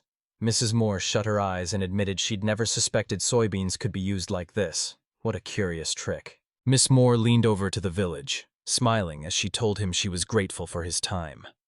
Atul stared at Mrs. Moore's face, surprise plastered across it, and an unusual atmosphere crackled around them. She spun on her heel and strode toward the side where the carriages and onlookers stood, her companions falling in behind the wagons. Lebrant braced his hand against his chest, sweat carving hot tracks down his face as he fixed his gaze on the horizon and released a calm, steady breath, while a lone soul hovered nearby, watching the gentleman walk away. Mrs. Moore's gaze swept over the guys as she paused to weigh her choice. Lebrant clutched his chest, nerves cracking into a shaky, relieved grin. Asul met his eyes and mirrored that smile. The girl stared at the village's red-cheeked, grinning face and knew he was no ordinary child. The tool snapped to Mrs. Moore's stare, clearly baffled. The girl dropped her eyes, sensing an abnormal surge of magic thrumming in the village's body. Lebrant was the one hiding it from everyone. She painted the village in her mind and was certain it couldn't hide forever. Overflowing with colossal magic, yet just an ordinary farmer's child, she looked blatantly suspicious. The village's face burned scarlet. He roared with laughter, certain his luck had held this time, and tomorrow he'd slip back into his carefree life as a farmer. The next day came, and a lone soul strode through the forest. He stopped cold, ripped his gaze away as a prickling certainty told him someone watched from behind the bushes. No one in the village could make out the man's face as he lurked, and a lone soul working in the garden realized he must have been sent by Mrs. Moore. She was deadly serious, meant to see this through, and that was a fact. The tool's heart slammed as he pictured the pretty faces of his bee and Haku peeking from the bushes, and the Haku, certain he couldn't summon magic, begged Bee and Haku to hide for a while. He scooped up a bucket of water, hoisted it with a grin, and decided to live like a simple farmer. He'd been leaning on magic far too much lately, and abandoning it would let him actually savor ordinary life. 2 more weeks vanished. The village crouched just a stone's throw from his house, and a lone soul cleaved at firewood with a massive axe until exhaustion forced him to swipe the sweat from his brow. Atul squinted, aware he hadn't been followed for days, but intent on confirming it, and in the forest thicket he pressed his hands to his sides and began weaving a crackling detection spell. Flickering lines snapped into place around the village. He shut his eyes, thinking 2 weeks felt anything but short, and Mrs. Moore refused to wait a moment longer. Haku and Abi exploded into view behind the village, howling his name. The cool guy's face went scarlet and he screamed. He thrust his hands forward and shouted that he'd told Haku and Bee to stay hidden until he gave the word. Haku snapped that who might be watching didn't matter. They'd come because the situation had spiraled out of control. Atul gaped at Haku. Haku turned his back on the A-tool and barked that it had to use spatial vision to mount Azare right now. Asuli locked eyes on the mountain, flung his arms wide and unleashed a conjuring. The villagers believed those peaks marked Onan's outskirts, and the foothills teemed with monsters from A to D rank. Even dragons prowled there. Atul froze in terror as Haku locked eyes with him and shouted that at last the village understood everything. A radar sprang to life, its face crawling with dots, and the tool swore he saw a horde of monsters, more than 100 of them. The village teemed with armed, raging monsters, swarming the ground and swooping through the sky, and Atul thought every one of them was barreling straight for the village. Horror warped every villager's face. He turned to Haku and warned it was a dire situation. Haku introduced the village, agreed they were right, and warned the danger stretched far beyond the villagers. A bee sliced through the air as Haku fixed his gaze on the village and vowed that he and the bee would rush to protect the ancient inhabitants. The village's task was to guard their home, and sweat ran down our ruler's face as he nervously listened to Haku's suggestion. Atul froze, useless against the horde of monsters. Haku pictured darkness swallowing the village and swore they'd cope, though in the worst case the village could be wiped off the face of the earth, left frowning and forced to reckon with it. Atul clenched his fists, crushing his panic, while Haku locked eyes with the boy and announced the village had hardened into fierce resolve. He could see it. Time was slipping away. They were heading to the village and it had to unleash every ounce of its power. Atul bolted from the forest and finally vowed he'd do his best. Haku and the bee streaked the other way, and Haku shouted back that if that's the case, they wouldn't say goodbye. Atul suddenly found himself back at his house. As he ran, he figured Haku and Bee could save the other villages, but he knew he had to do something else. With all his might, a stool wrenched the door open with his hand. When that stool barreled into the house, he erupted into loud screams calling for his parents. The parents planted themselves at the village edge, panic flaring at their son's sudden appearance, as villagers screamed that a horde of monsters was pouring down from the sacred mountain. And if no one stopped them, the village would be wiped out. Sweat raced down the parents' faces. They spun toward their son, terror choking their voices as they insisted the village was not joking. Villagers screamed, "This isn't a joke!" They needed evacuation now, and the father stared at the village, terror flooding his face. The father of the village scowled and barked that the danger was urgent. A soul cut him off, roaring he'd go to the village and ordering Mom and Dad to leave this place. Atul stalked away from his parents, blurted a hasty apology, then suddenly bolted from home. The parents of the village froze in terror, and as he tore off they shouted his name at the top of their lungs. Atul tore out of home, clamped his eyes shut as the thought struck him that his parents should forgive him. They'd probably be furious, but he couldn't do otherwise. After a while, the village loomed on a hill. He stared at it with a face hard as flint, pictured flames licking the houses, and, with parents evacuating residents, knew he had to act. He coolly thrust his hands up and began to conjure. Atul pinned his hands above him. Then the sky ripped open in a monstrous explosion while magic still poured from the village's hands. The tool's conjuring sputtered out. He whipped around, dead certain Mrs. Moore's subordinates still hid in the village, and he vowed to lock onto that distracting explosion. Atul snapped his gaze to the mountains as a horde of monsters thundered out, dust exploding up from under their feet and paws into the air. Atul peered closer and saw a furious horde of different monsters barreling at him, jaws gaping and some brandishing weapons. Atul stared into the monsters' furious faces and instantly knew a tide was coming. They all wore the same wild, crazed stare as hordes thundered down the mountain, fleeing some unseen terror. Atul's memory snapped to the monsters he'd seen earlier, and he wondered if they'd poured down the mountain for the same reason as these. Then he flung his arms wide and screamed he had no choice.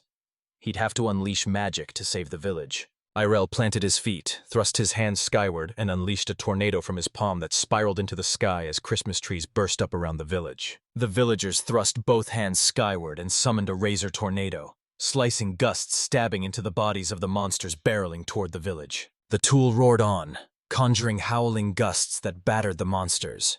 Limbs and chunks of their bodies and armor splintered off and tumbled to the ground. Sweat streamed down Tool's face as he gasped for air. Before the village, the trusted monsters lay strewn, some with limbs ripped off. Sweat carved cold paths down his cool face as he panted and stared at the monsters. Then he narrowed one eye and declared he'd dealt with the first squad. The village crouched on the ground, bodies of the affected monsters strewn beside it as a soul snapped into a fighting stance and fixed his gaze on the hill where another horde charged down, their approach kicking dust into the air. Sweat drenched Juolo's face. Dark bruises stamped under his eyes from raw exhaustion as he peered ahead. Monsters clogged the field, and if their onslaught kept up, he'd be finished. Ozzel tensed, shot his hand up and began to conjure as the magic in his palm flared, and he bellowed that this wasn't the time to complain. He was unleashing his strongest spell. The tool kept his hand aloft and unleashed Thunderclap. Lightning ripped into the monsters buried in the ground, electrocuting them. The instant the spell broke, charred monsters lay strewn across the ground, and the survivors snapped their gaze to their trusted relatives, terror boiling in their eyes. The village clung to a tiny scrap of land not strewn with the corpses of its trusted monsters, and now another horde of beasts thundered toward it. Sweat drenched the village's face as it unleashed another magical thunderclap, and the next instant the advancing horde of monsters was hammered by a torrent of lightning. Before the village lay a field-turned graveyard of smoldering, charred monster corpses, and from the distant horizon more twisted beasts kept closing in, many clutching crude weapons. Sweat streamed down his cool, disheveled face as he surveyed the monster corpses and said he'd really done a good job. Then armed monsters began pouring into the field. The village collapsed into rubble, a massive stone lying beside the wreckage. Aswa planted his hands on the ground, bowed his head, and croaked that things were bad. He had almost no strength left. In a heartbeat, horror painted every face in the village as a savage, thunderous roar from some creature smashed into him, sending him reeling with terror. The tool lay where it had fallen. He snapped his head up to find a colossal dinosaur looming over him, the beast erupting into a thunderous growl as it scanned the area, and behind him, and clustered at the dinosaur's massive feet, other creepy monsters pressed in. Atul recoiled, horror ripping through him as he stared at the beast and realized it was an imperial dinosaur. They'd died out long ago, and he held a rank. This monstrosity could obliterate an entire village. The monster split its tooth-studded maw and unleashed a thunderous growl. In the next instant, it turned its praise toward where the village stood, and he froze, eyes and mouth gaping in stunned surprise. One tool flared the barrier to life in an instant, but the monster ripped through it with ease, a tool pinging aside from the blow, and the village head's hat knocked clean off his head. The monster lashed its tail as a soul hurtled through the air, blood spraying from his mouth. The soul collapsed to the ground and screamed in pain. Clouds of dust swallowed the village. He clawed himself upright, a guttural moan ripping from him. When he raised his head, a lone soul reached up and wiped the blood from his face. Atul stared down this colossal monster before him, blood running cold as he realized he was in deep trouble. His strength nearly gone.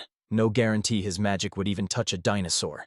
Every spark of power burned on thunderclaps. And without magic, he couldn't survive. In the next heartbeat, Paul, clawed like a dinosaur, charged straight for the village. He vowed to attack the village again. A sewer stared at the dinosaur-clawed Paul, frozen with fear. The dinosaur's assault struck in an instant. Atul locked onto them, and Claude Paul realized the strike was too fast. He couldn't dodge. The tool clattered to the ground. He stood unhurt as Haku burst in front of him and the dinosaur just in time to blast back the monster's attack.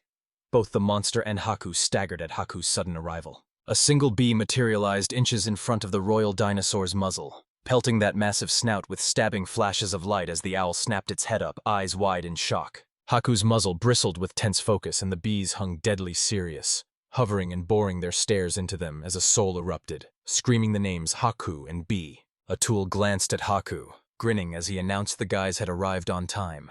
Haku bowed his head and apologized to the village for being late. Haku and the bee shot into the sky and told Atul they'd help take down the monsters, while the tool would have to face the dinosaur. The next moment, Haku and Bee lunged at the monsters, striking from every angle as the beasts thrashed and clawed to drive them back. Grinning like he'd swallowed a secret, the tool declared that, true to the legendary Luftbird and the Bee Queen, they'd handle the monsters without breaking a sweat. Atul stared down the dinosaur and screamed he'd be its opponent. The monster could strike him instantly. Then it turned a furious gaze on the village and bared its teeth. Without a second thought, the monster charged straight for the village and unleashed a thunderous growl. Then rocks erupted from beneath the dinosaur's paws. Atul dropped into a fighting stance. Every muscle braced for the monster's attack, and a cold memory hit him.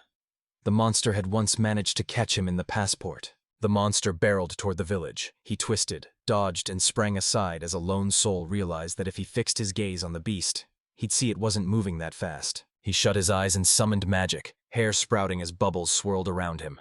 Then he slammed his hands forward and unleashed a torrent from a water machine gun at the monster. Droplets shattered across the beast's skin as it stayed buried in the water.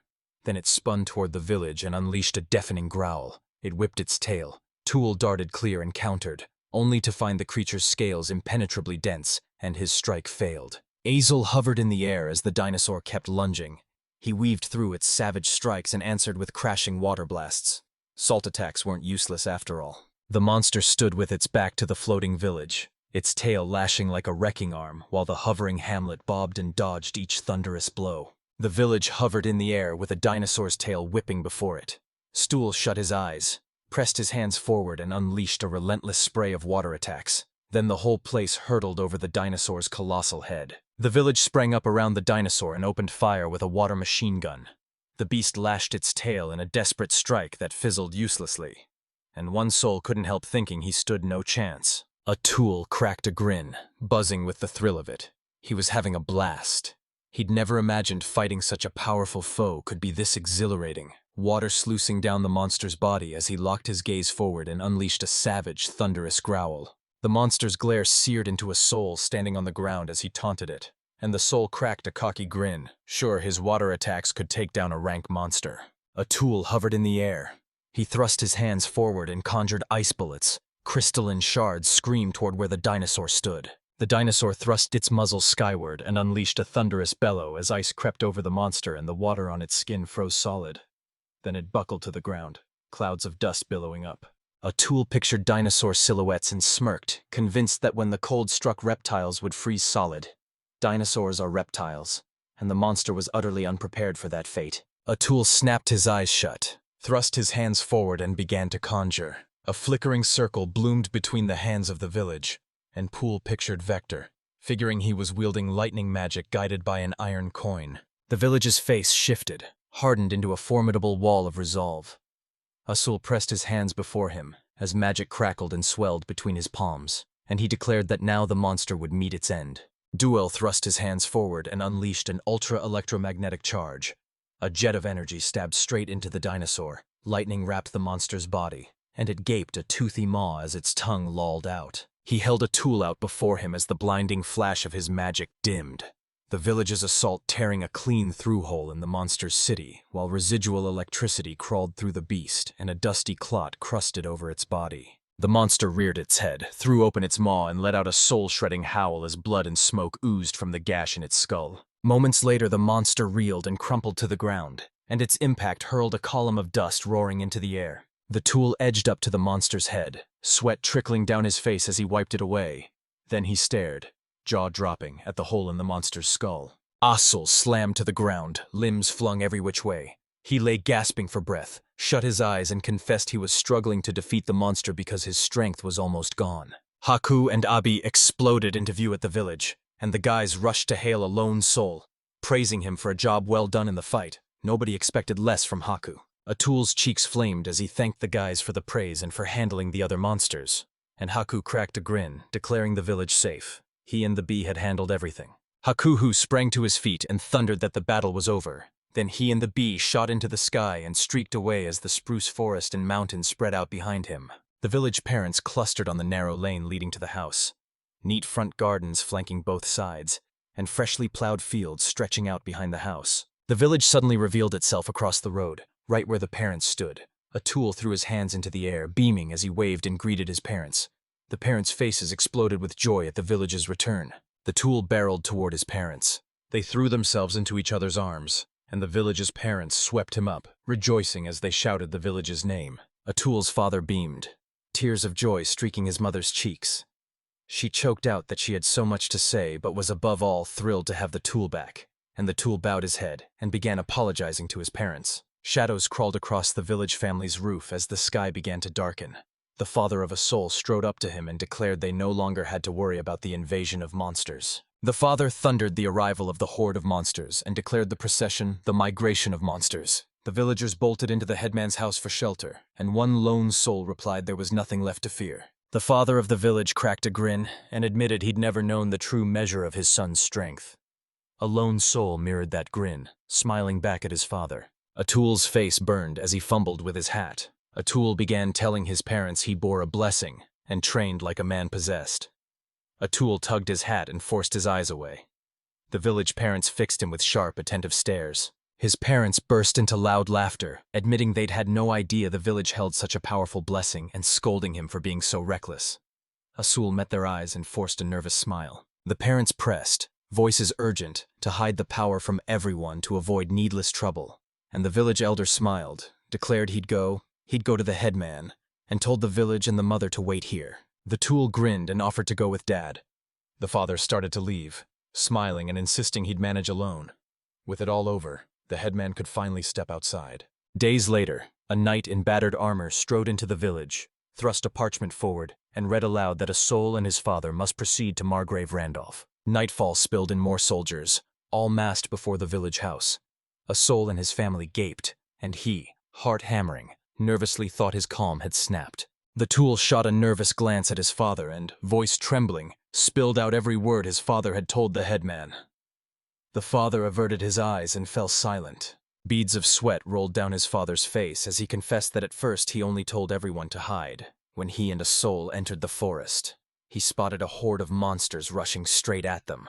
Soldiers cut through a cramped clearing strewn with monster corpses, villagers at their heels, while one soul recalled detonating a diversionary blast and feared Mrs. Moore had noticed. The soldiers surged to their wagons. All the while the village believed a larger lodge had unleashed endless trouble and left the place with a foul, haunted presence.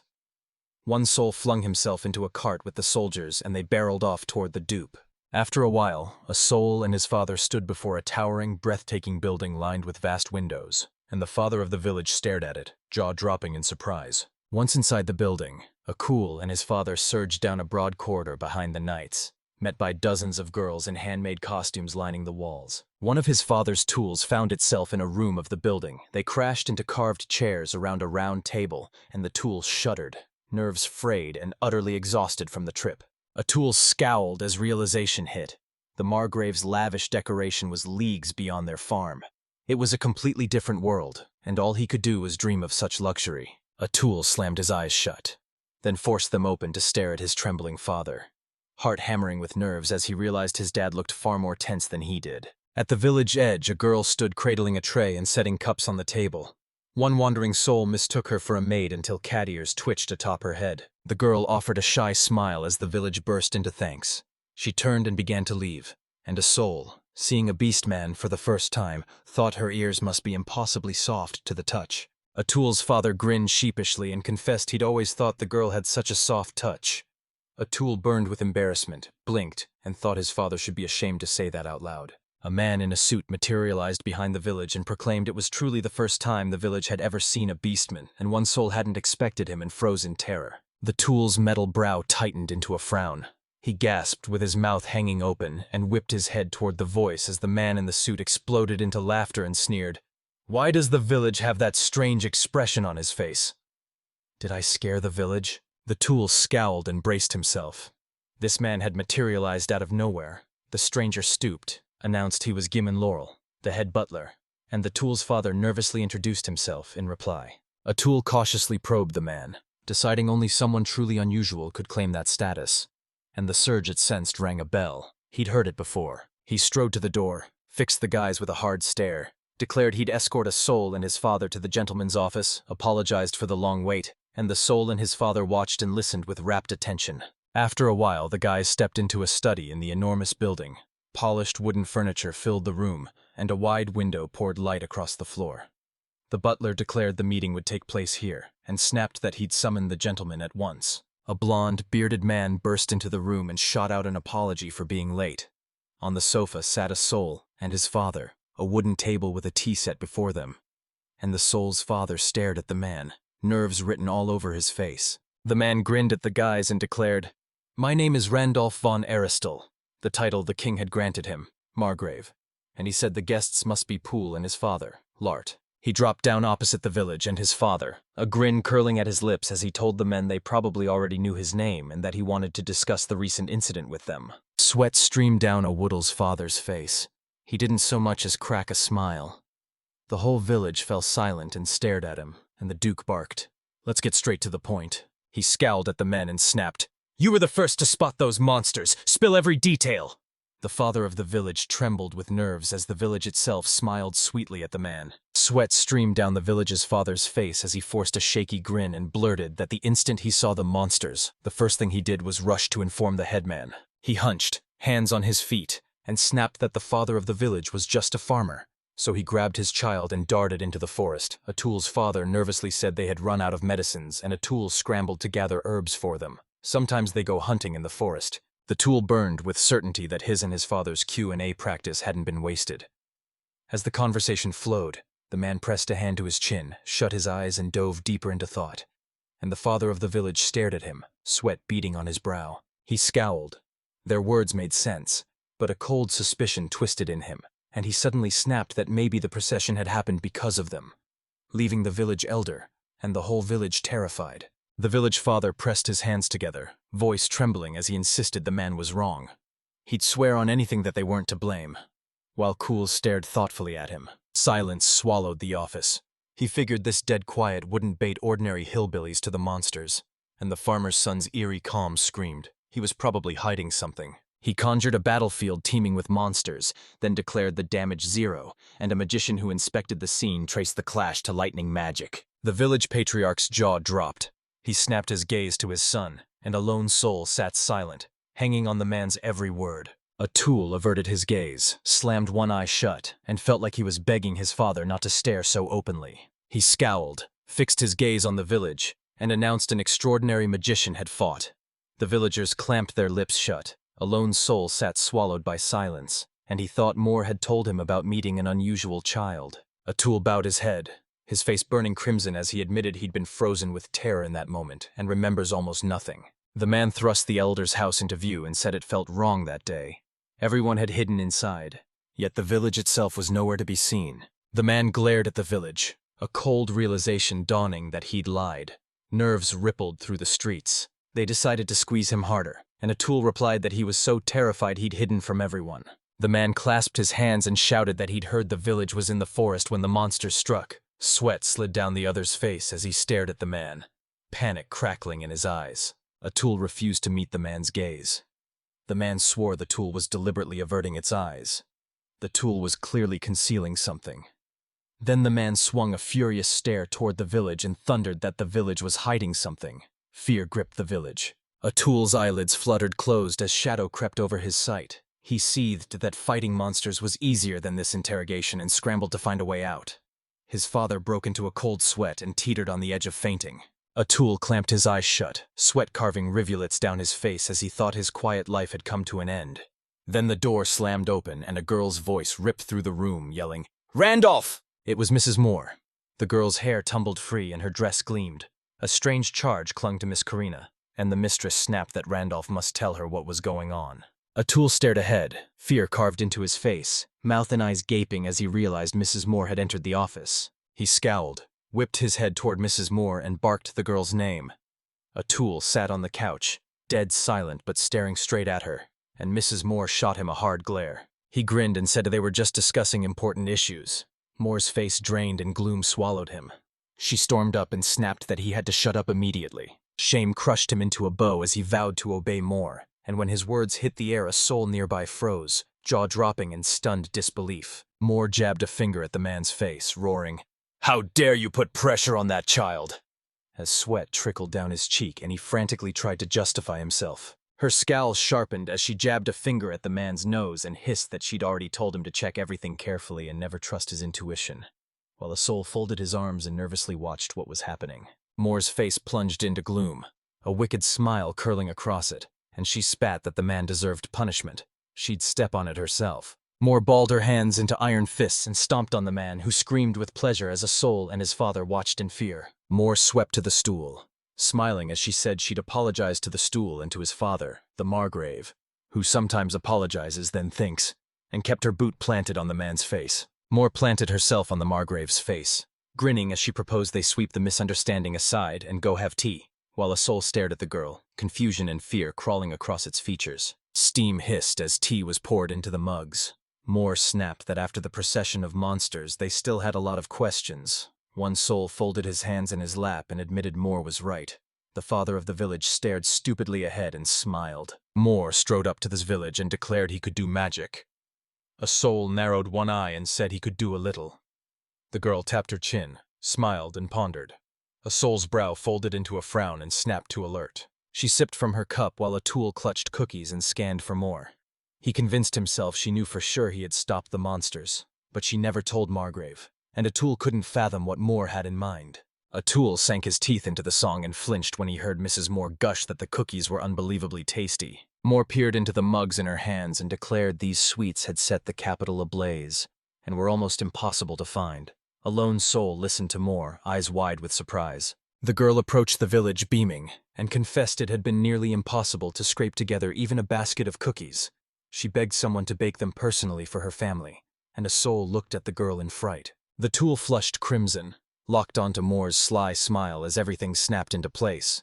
The lady murmured through a veil that she'd look the other way at his fighting, and the tool found himself compelled to bake those cookies for her. Atul threw his hands up, realizing Moore had seen through him. No point hiding now. He grinned, shut his eyes, and laughed that Mr. Lebrandre had also complained the cookies weren't cooked enough. Heat flooded the tool's face. He flashed a grin and blurted, he'd heard these cookies were very difficult to cook. Then he decided he wouldn't bake that many. Moore grinned and shot back that maybe a merchant would still snap up the cook's cookies in bulk. Atul sagged, forced a jittery smile that widened, and blurted that it was worth asking Mr. Lebrun about that man.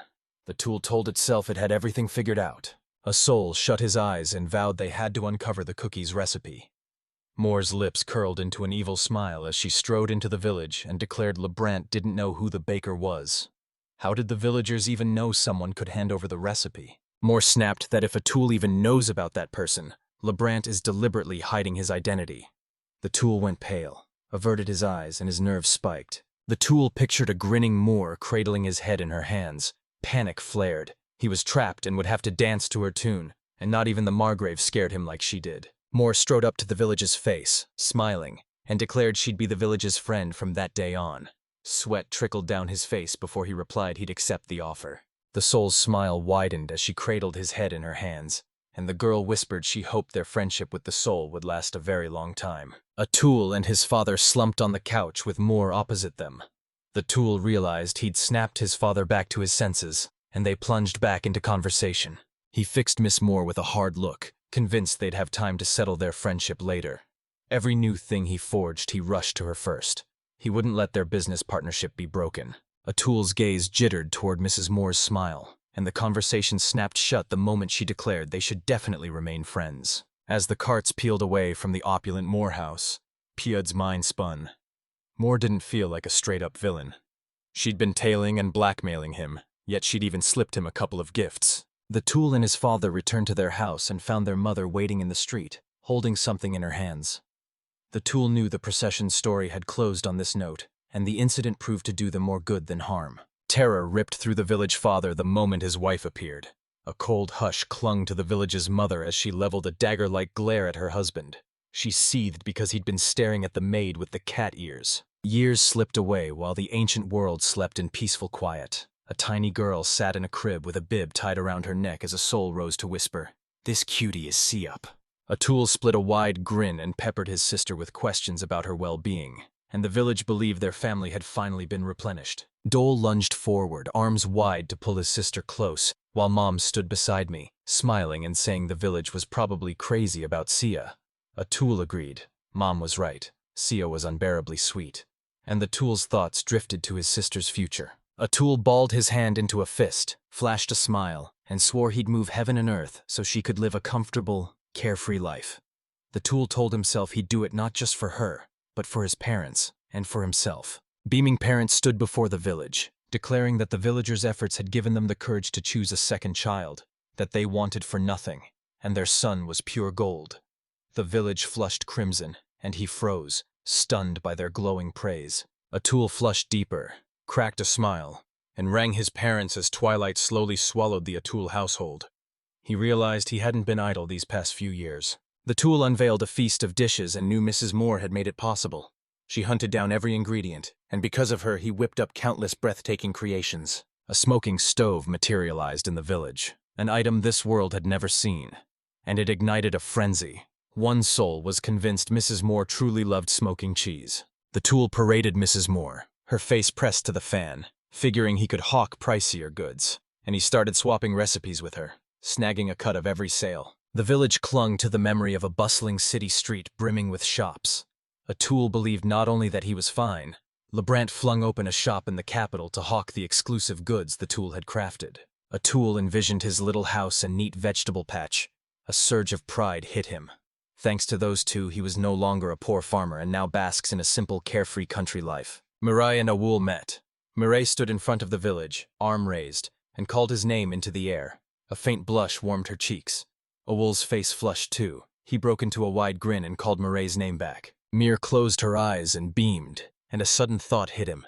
She was blooming prettier, more like a young girl each day, and Arul sometimes trembled with nerves whenever he started talking to Mir. At the forest's edge, Olule's sister plopped onto the ground, whooping and wildly waving her arms beside Mirai, as Olule thrust his hands forward and conjured.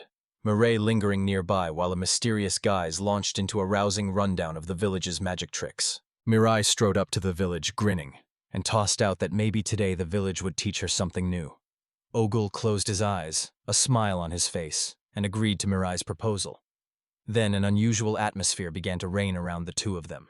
Owl thrust his hand forward and began to conjure. Mirai hovered at his side with eyes glued to the spectacle, and Owl, seeing her sudden hunger for magic, meant to show her she could wield water magic. A strange, otherworldly glow flared up while the guys were home and plunged into cooking, and Oath guessed that with water magic Muri could learn to protect himself. Lately Muri had been helping with the meals and his cooking had gotten a lot better. Mirai gripped the knife, shut her eyes and burst into a wild, echoing laugh. Hul remembered how she always brings up marriage with him, and the words make him flush with embarrassment even though they're so close. After a while in the forest, a fool summoned a tiny hurricane. His sister and Mirai burst into laughter, and a fool felt him and Mirai growing closer, until a single moment shattered it all. Silence blanketed the village as the guys gathered in the forest, declaring today's training done.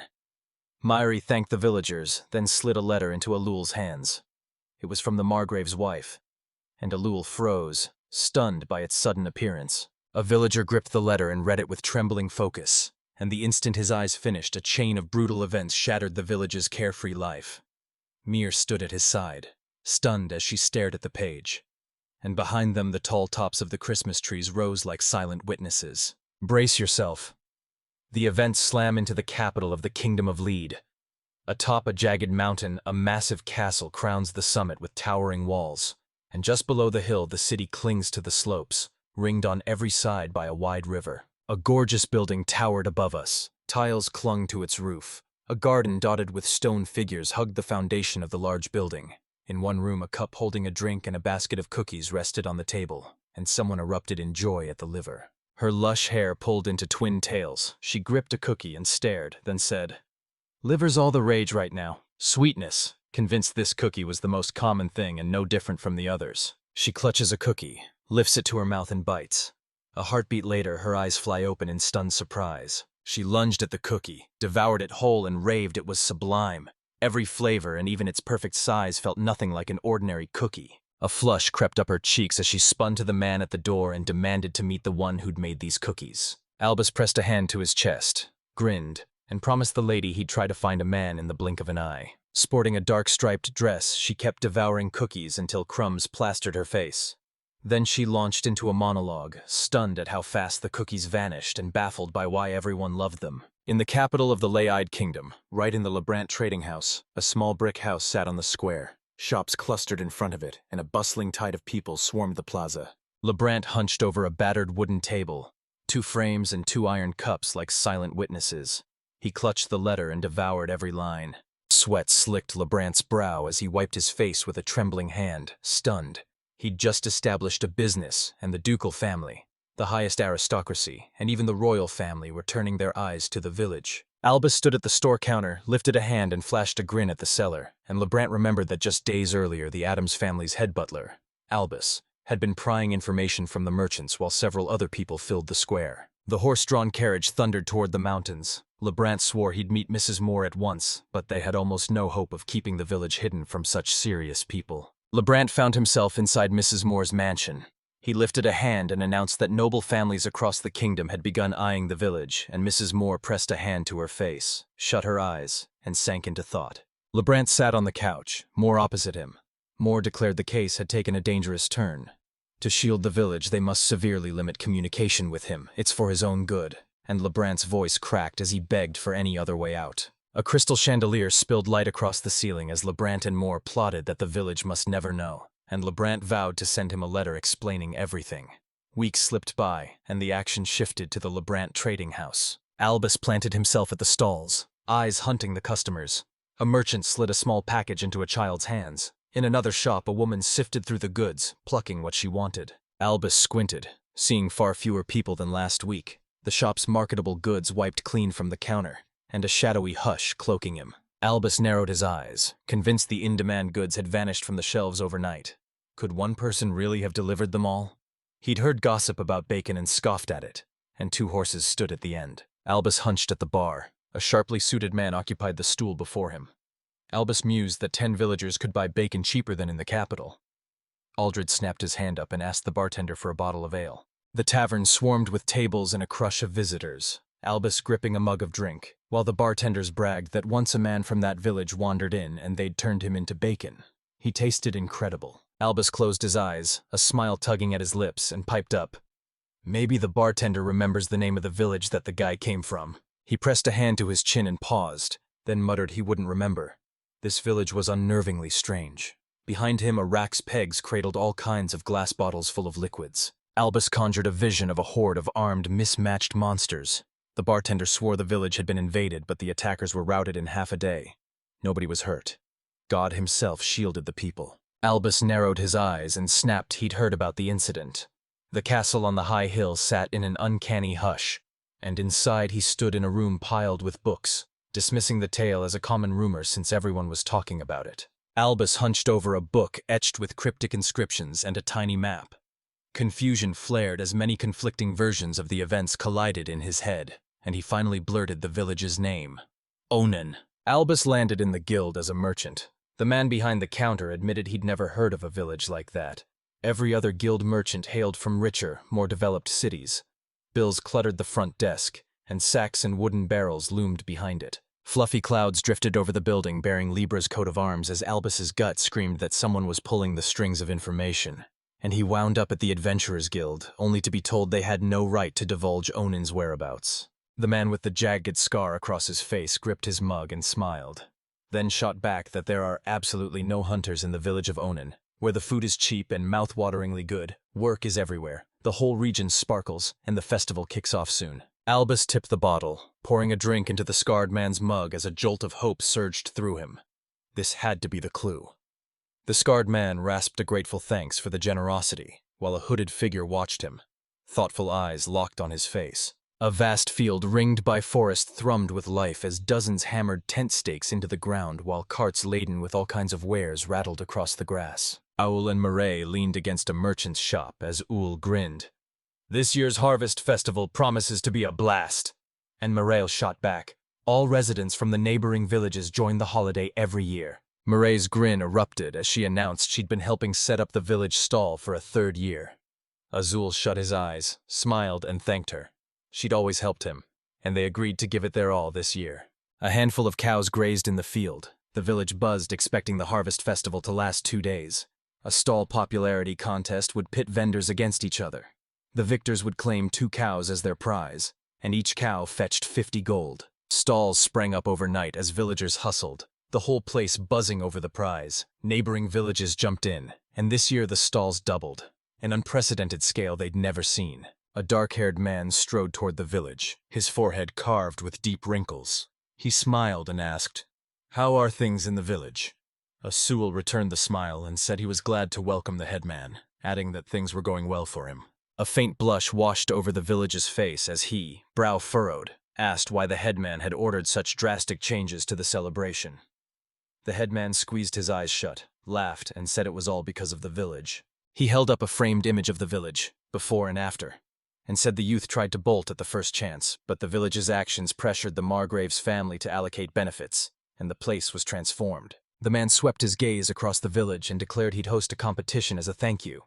Everyone was already sure the village stall would win this year. Azul erupted that it wasn't fair, and the man stepped forward to soothe him. The village roared with noise, and Haku couldn't deny his love for the region.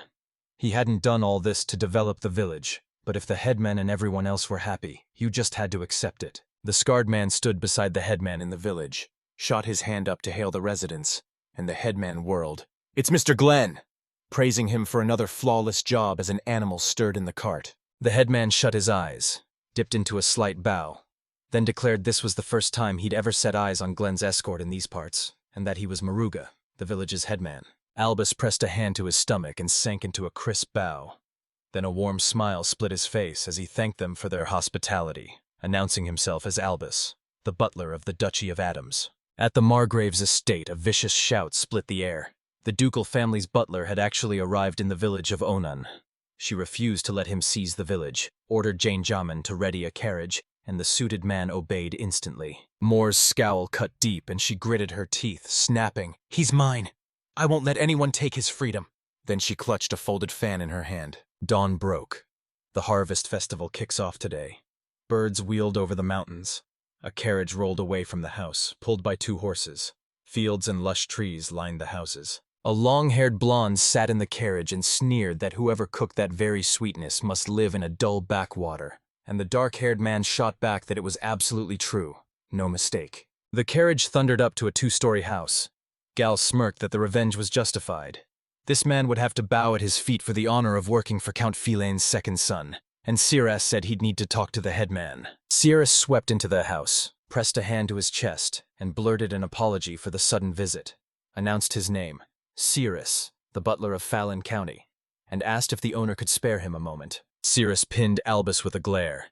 The man found himself in the corridor, laughing as he admitted he never expected to meet the butler of the Count's family in a remote village, the floor beneath them laid with wooden planks. Sierras fixed Albus with a hard stare and declared he served the Duchy of Adams. Albus shut his eyes, a wry smile curling, and answered simply that his name was Albus. The men then began hashing out the headman's whereabouts and what they'd both forgotten here. Separus's grin twisted maliciously as he snarled. He was only following his master's orders and insisted their goals aligned with Albus. Albus returned the same wicked smile and agreed. Sierras said he needed to speak with the headman, but when the headman wasn't there, he said it was time to go.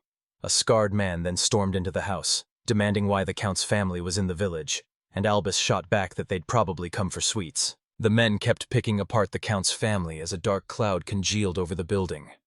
Elvis shut his eyes, The whispers about the Count's son landed like truth. The boy craved money and power.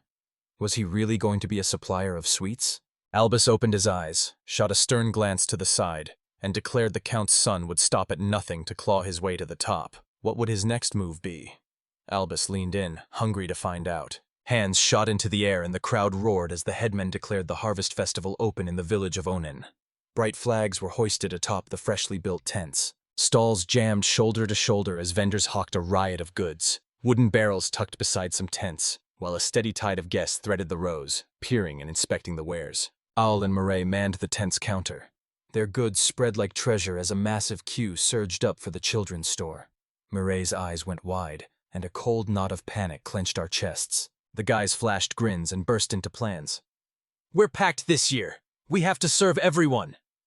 They leapt onto the trading bench to hawk groceries while Murray planted herself before the crowd and beckoned them in. Minutes later, silence fell. One soul's face burned crimson as he slapped sweat from his brow, and the villagers, rubbing tired eyes at the thinning crowd, decided to take a break and eat lunch. The Count's second son barreled through the crowd, shoving people aside and scoffing that the shop owner was actually making the cookies. He fumed he wanted them now and barked for someone to bring him the cookies immediately. Mireille and Avel froze in surprise. Mireille blurted that maybe Avel knew him. Avel snapped back that he was just a pompous, idiotic aristocrat. And the Count's second son ranted, flailed his arms, and terrified everyone. Mireille shot back that in this case the village shouldn't meet him. She'd serve him herself. She slipped up behind the man with cookies in hand, flashed a smile, and asked if the gentleman wanted to buy some. And the man froze, surprised. Madness boiled in his eyes as a twisted grin spread and he locked onto Mireille. She froze, speechless. Then he exploded, shouting she was breathtaking and would be his wife, leaving Mireille stunned. He flung his arms wide, eyes shut, and roared that she'd be the wife of Falal County's head. He piled promise on promise at Mir, and she only smiled, holding her hand up like a shield to refuse. He burst into nervous shouting, demanding the reason for the refusal, while Marias crammed cookies into his mouth and spat that nobody would cooperate with someone like him, so he'd finish the cookies and leave. The village stepped back as nearby residents crowded in, laughing and watching the whole scene, and O'Neill forced a nervous smile and said Murray had a razor tongue. Crimson flooded his face as he clenched his fist and roared that the guys would still remember him. Osul and Murray gaping at his retreat while the stall guests laughed at the blushing man. Murray gasped, shouting that the man had bolted without paying. O'Neill laughed, brushing him off as not worth their attention. The event pressed on as crowds swarmed the stalls piled with goods. A carriage pulled by 2 horses rolled out of the village with 2 men inside. Setarest shut his eyes and said he could, if the Lord would listen to him, while the Earl's son sat frowning and waited for the conversation with Setarest to continue. The man, staring at the guys' smiling faces, told Samaris to follow the village, uncover everyone the girl speaks with, and reveal the one she loves. Samarisi straightened and vowed to carry out his master's bidding. The Count's son balled his hand into a fist, a wicked grin curling on his lips as he vowed he'd personally deal with Marie's lover and leave her with nothing left but to fall at his feet, a dark gloom clinging to him. A 2-horse cart screeched to a halt before a 2-story house, the Count's son erupting in booming laughter that rolled across the street, and behind a tree someone pressed close, straining to catch the conversation between the Count's son and his servant. Albus stepped into the guy's shop, lifted a hand and flashed a grin, saying Murray might be baking cookies. If not, he'd go meet the cook. Murray stared in surprise as a queue snaked behind Albus. Mirai's face flared crimson as she blurted that an aristocrat had come asking about the village again. This one handsome and impossibly polite, looking every inch a butler, while Al, peaked cap tilted, shot her a mortified, embarrassed glance. Atul barreled up to Albus, started to apologize, then froze, realizing he was the creator of the cookies. Albus replied he was sorry for distracting a stool, said the tool's sweets tasted incredibly wonderful, and the tool thanked him for the praise. The tool fumbled his hands up and murmured sheepishly that maybe he could help Albus with something. Albus closed his eyes, smiled, and said he just wanted to get to know the one who created such an exquisite product. Atul scowled, locked his eyes on the man, and thought this man made his words impossible to doubt. Yet something mysterious gnawed inside him. The tool snapped that it was the only reason the man had called him, then fixed Albus with a weary stare. Albus let a faint smile creep across his face and leaned in toward the tool, and suddenly the air around the men crackled with tension. Albus cracked a faint smile and declared it was rare for a boy so young to grasp everything at once, then offered that a soul could go with him to the capital. The soul returned the smile and snapped that a boy like him shouldn't linger with strangers. Albus pressed a hand to his chest, shut his eyes, and said the village was in dire straits. He's Albus. He serves as the butler to the Duke Leolum's family. People gathered around a soul inside Albus. They picked through the shop's goods with slow, deliberate hands. He dipped his head and told the man he could call him Asul, but only if he went with Albus to the capital. Albus said his mistress wanted to meet the creator of that famous delicacy face to face. Atul flashed a grin, leaned in and said he was flattered but unsure this was the right move. Albus shot back that the trip would be rewarded. Start with 10 gold coins. What will the village say? Atul forced a nervous smile as his mind flashed to 10 gold coins, 1,000,000 yen, and temptation flared. He admitted it tempted him, but said he'd think about it.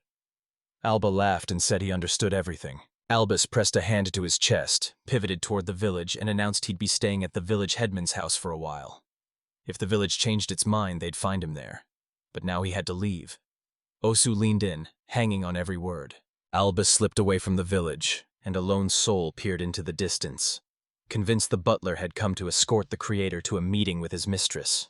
It looked very strange. Something was clearly wrong here. Night slammed down as a colossal moon peered from behind the clouds. Crowds threaded the stalls, snatching up wares, and blazing lanterns hung from every shop, lighting the whole trading floor. A 2-horse cart crouched in the distance by the elder's house as the Duke's son frowned, bellowed that Lee Saras had found out about the guy named Asul, while the trading floor erupted in blinding light and deafening noise. Sarah slammed his eyes shut and declared he'd uncovered everything. Every flagship product of the Lebrant house, cookies, bacon, soap, pita bread, and more, was the handiwork of a boy named Asul. Sarons etched the wool's face into their memories in Murray and kept murmuring about a young woman named Murray. She felt deep sympathy for the wool, and since she knew every cooking recipe, she stepped in to help him with production. The Count's son glared at Cirrus and roared that it was true. Maybe he'd sweep the village aside and seize Murray. Cirrus shut his eyes, bowed his head, and admitted the gentleman spoke correctly. Rage carved the Count's son's face as he locked eyes with Cirrus and spat. "Get rid of this boy today. No witnesses. That's an order." Cyrano met his master's gaze, poised to obey, and the air turned icy. A towering figure strode beside the cart pulled by 2 horses, dressed head to toe in black, his face swallowed beneath a headdress and a wrapped scarf. The Duke's son erupted into a savage laugh and bellowed he'd wipe the boy out and seize the woman of his dreams and her knowledge, because luck was squarely on his side today. Alone in the carriage, the Duke's son jolted as a hard knock slammed on the door. A voice outside offered a polite, "Good evening," and said he wanted to talk to the gentleman about the village, so the Duke's son stepped out to meet the stranger. The Duke's son leaped from the carriage, his hands curling into white-knuckled fists as he scanned the shadows.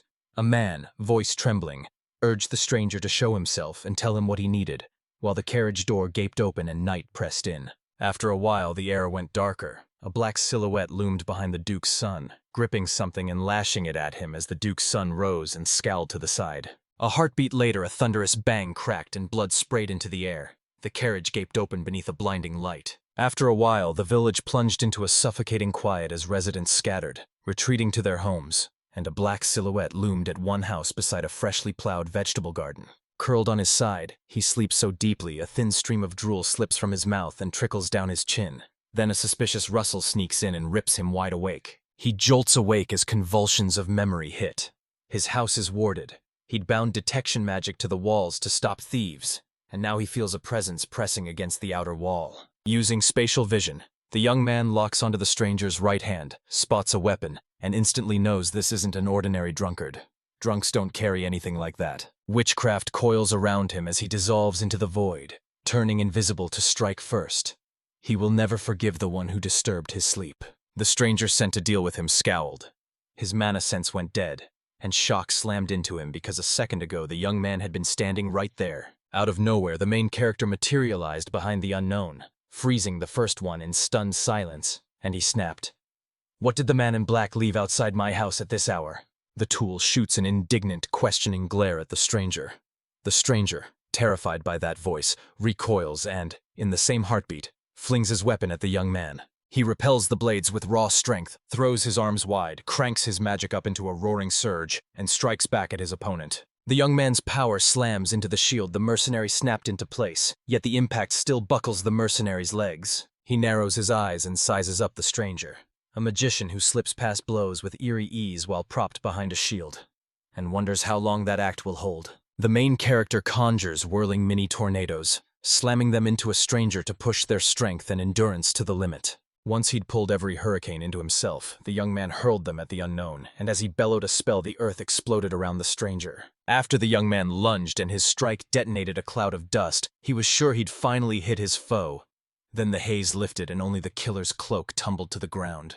He snatches up the raincoat, chagrin carved across his face, and scrutinizes every stitch and stain for any trace that could betray the attacker. He thinks the stranger slipped free, but that blow was worth it. He's sure the man won't die, just gravely wounded and unlikely to strike again. A soul rakes a hand through his head, spins on his heel and strides toward the house, certain he can finally collapse into bed. A quiet morning at a house near the mountains shatters with a scream as a guy sprints to the screaming girl and asks what happened, and she points to the side, breathless and wild, shouting, "There's a man lying there, covered in blood." Mir drags a young man to a badly injured man. A crushing blow smashed into the injured man's head, knocking him out as his face twisted in fierce pain. Leaning over him, the protagonist declares he's an aristocrat who just floated with his friend. She snaps she thought he was a drunk and let him sleep, until the blood appeared. Murmurs ripple through the crowd, clustered around the stranger sprawled on his stomach, the rising clamor unnerving the young man. He steps forward and pleads with everyone to stay calm. A girl in a plunging, voluptuous gown parts the crowd like a storm, declares she's the Count's wife, and vows she'll handle the incident. Then he orders everyone to clear the crime scene. The woman who'd just arrived locked eyes with the butler, the same man who'd been talking to the main character yesterday, and begged him to help with the investigation. Mr. Albus replied he understood it all. The Count's son had suffered on her land. The white-haired man scoured the room and barked that the Falali family's butler was nowhere to be found, and surprise snapped across the young man's face. Atul plunges into his memories and begins to suspect the night attacker might be the very same butler. Gazes slam into him. McGraw's wife leans forward, beckoning him over, and a hot wave of embarrassment explodes, twisting the scene into a messy misunderstanding. She plants her hands on her hips, bends over the young man and snaps that he knows something, demanding he share it. He feigns confusion at first, then caves and agrees to tell everything. He scans the room and fires off the tale of the night incident. The Earl's wife leans forward, demanding whether the Falali family's butler attacked him in the night, then coldly drops a rumor that he once worked as a spy for the crown. She leans in until the whole village flushes with embarrassment, vows she won't reveal how he handled it, then demands he stay sharp and help hunt down the culprit. He swears they'll stop at nothing to catch them. The butler stayed crouched over the fallen man, probing the body and finding no trace of magic. So it had to be a blunt blow. Blood seeped, but the wound wasn't deep, so get him to the house. A second later, everyone's eyes locked on the wound and spotted something odd. The girl in the hat shouted that a dusting of white powder still clung to the unconscious man's head, and the young man barked, "Why would anyone need that dust?"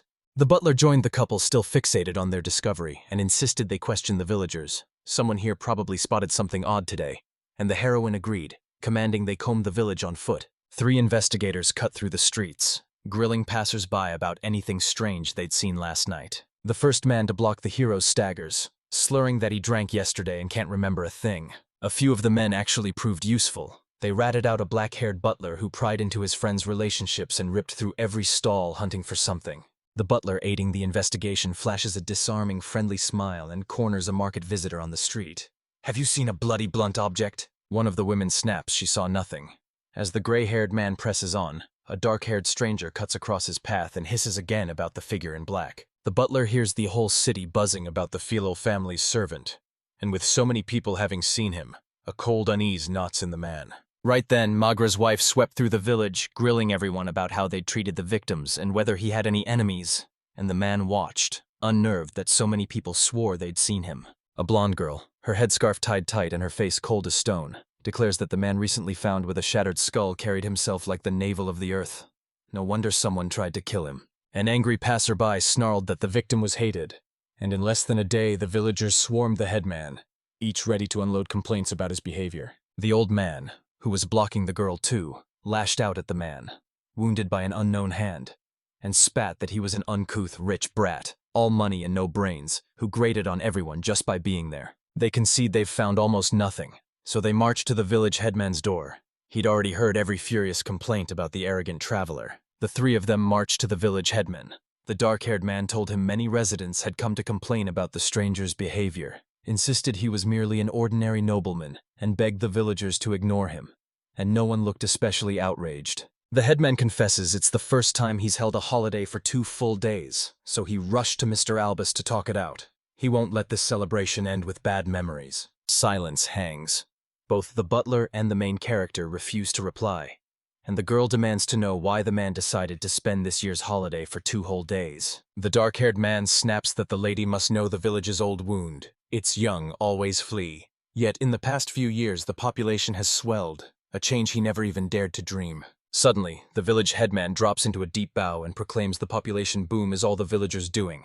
That proud adult display hurls the young hero straight into the paint. He stammers, throws up his hands, pleading with the adult to lift his chin and insisting there's nothing to thank him for. The young man blurts out that he loves the village as much as a man who keeps his head bowed. She buries her palm in her face and, voice ragged with sadness, spits out the verdict. In the end, they still don't have a suspect bold enough to strike a high-ranking official. Albus snaps his eyes shut, and the blond young man notices. Realization flares as he suspects the village heard those earlier words in a totally different, darker way. And that thought hits Albus like a punch. Stunned, the butler had seen through everything. The main character exploded into laughter and snapped at the adventurers to scour the village for any trace of the crime weapon. The young man strides away from his colleagues with fierce confidence and declares he and the butler should meet that man again and have a serious, face-to-face talk. McGraw's wife pins both men with a baffled stare and snaps, "What are your actions and words supposed to mean? Are you claiming you know who the perpetrator is?" Skepticism flared across the girl's face again, as she snapped that Ms. Mule's place sits tucked in a nondescript corner and nobody saw any suspicious figures. So how did they possibly know everything? He swallows his pride and swears he'll lay everything bare for his companion, insisting that at the start, a handful of witnesses blatantly lied to them. The young man zeroes in on the 3 men the investigators grilled first, the ones who swore they'd been drunk all night, and accuses them of being the ones who deceived the... Atul keeps rattling off explanations and demands to know how anyone can claim Gals was lying, bloody, by his house when no one ever said exactly when the man fell. He reels as night flashes through every witness's words, and not a single one can explain why they all assume the attack happened then. The villagers lied out of iron solidarity. They all knew the culprit and smothered his name even from the nobles. And the hero, a plain hillbilly at heart, felt every reason deep in his bones. He dove into his thoughts, clawing for a conclusion, then spits out that the criminal is a powerful figure among the villagers, the same man who steps forward to introduce himself to every noble as they arrive. If the young man locks eyes with the hunched figure behind him and slams a blunt question at the village headman. "Do you understand what I'm saying?" He shields his tired eyes with a hand, then erupts into a sharp laugh and snaps that nothing can be hidden from the main character. Regret searing her gaze, the girl pinned the elder with her stare and demanded, "Why did he do that?" The village head snapped that his motive was simple. The gals wanted to snuff a soul and drag Macquarie into marriage. The dark-haired man keeps pouring out his thanks to the guy for everything he's done. He loves every villager like his own child, so he can't pretend Gel's words never landed. Mrs. Mule and the butler watched the exchange, then snapped, "Where's the crime weapon?" They'd searched everywhere, and it was nowhere to be found. The young man locks onto the tool, demanding to know if it's a chunk of rock salt and pressing for confirmation. And the headman freezes, shock slashing across his face. The man sneers he expected nothing less from the main character, then reveals he's right. It was rock salt, most of it stockpiled for the festival, and they just dissolved it in water. The girl in the hat proclaims with iron confidence that they've finally found the very weapon used in the crime. The butler bursts into laughter, then declares that at last, the whole truth has come to light. The countess announced, voice icy with certainty, that she'd heard goblins and orcs attacking the village recently, and demanded to know if it was true, while the headman blinked, utterly baffled and clearly not understanding what she meant. The man keeps saying orcs sometimes spill from the forest in small packs and do little harm, while Miss Mule keeps twisting her story, insisting it's because of them the weapon and the witnesses were never found. A faint expression flickers across the countess's face as she declares the wound on Mr. Falil's head is identical to a strike from an orc's baton. Then she hunts Albus's eyes for confirmation. Albus threw back his head and laughed, declaring it had really been just a monster attack. The girl was right, and the village headman froze, bewilderment burning in his eyes. Mrs. Mule pressed the butler to help her compile the crime report. He snapped he'd handle it all himself, laughably simple, since they'd already decided the Marquis's second son was attacked by orcs at night. The gray-haired man throws a sly look at the girl, locks eyes and vows he'll grant any whim for her donations. She smirks, says she doesn't mind, then asks how steep the price will be. Countess Bowser narrowed her eyes, shot a calculating glance over her shoulder, and dropped, "If the village goes to the capital, will that count as payment?" The suggestion stunned the young man. The butler smirks, declaring her offer unbearably tempting. He can't refuse. The girl snaps that she's tended the village for years, and now he must repay her in kind. The village headman explodes, thundering with indignation that he alone should be punished for the crime. A charming man with a sly grin warns that the attempted murder of the count's son is a grave crime. It won't end with the village head. The ordinary townsfolk could pay the price. The butler drops to one knee before the headman, pleading to be allowed to help in the village, and swearing he'll humbly follow their plan. Then he asks, "Do you understand me?" Relief crashes over the headman as he's told that if the village becomes part of the Duchy of Adams, all will be well. Its nobles shun money and power, a startling rarity among aristocrats, and no place could be finer to live. He can refuse all he wants, but aristocrats like Gals will inevitably hunt him down, and their reckoning will drag the entire village into ruin. The young man stands, admitting he fueled every argument out of fierce love for the village and its people, and because he owes Mrs. Mule, so he agrees to the proposal. The headman bows his head before the young man once more, confessing he's the cause of all this and begging the young man to forgive him. Atul flung up his hands and bellowed that the village's protagonist shouldn't bow his head so easily. He was thinking only of that hero and of keeping Mishre safe. He just wanted to do the right thing. He seals his monologue with a desperate plea to abandon wrongdoing and settle everything peacefully. And the headman answers with another grateful, "Thank you." The next day, the village woke to the grim announcement. Marquilla Filetiel's son had been attacked by monsters, and the handful who knew the truth sealed their lips for life, carrying that secret to their graves. Soon Mr. Gowls jolted awake as the truth slammed back into him, and Mrs. Mule, gentle but firm, warned him, "Try anything and I'll remind you exactly what your butler did." They put the incident to rest, and the harvest festival blazed on, triumphant despite everything. The votes crowned Myri's shop in the village first place. In just 2 days he had to leave for the Duchy of Adams, so his parents came to see him off, shoving food at him and insisting he eat, and the young man vowed to bring back souvenirs from the capital. The headman warns living in the capital will be brutal for the villagers, yet he swears the young man will succeed and vows everyone will wait for his return. The guy thanks me for those kind words. A girl he knows charges up to the young man and promises she'll try to be a good bride by the time he returns from the duchy, a confession that jolts the hero into stunned silence. Atul steals a look at the woman from behind, vowing he'll return next spring, baffled by his mother's moves as she wears an innocent smile. Out of nowhere, Mari rushes in and plants a sudden kiss on his cheek. He stands frozen, eyes blown wide. He clutches his cheek and shoots her an indignant glare. She flushes and confesses, cheeks burning, that it's her magic charm, meant to stop him from seducing the capital's beauties. The young man heads for the city's exit gate. His girlfriend yanks him back, breathless, saying she almost forgot something. The girl presses a neatly folded letter into his hand and urges him to open it the moment he reaches the capital.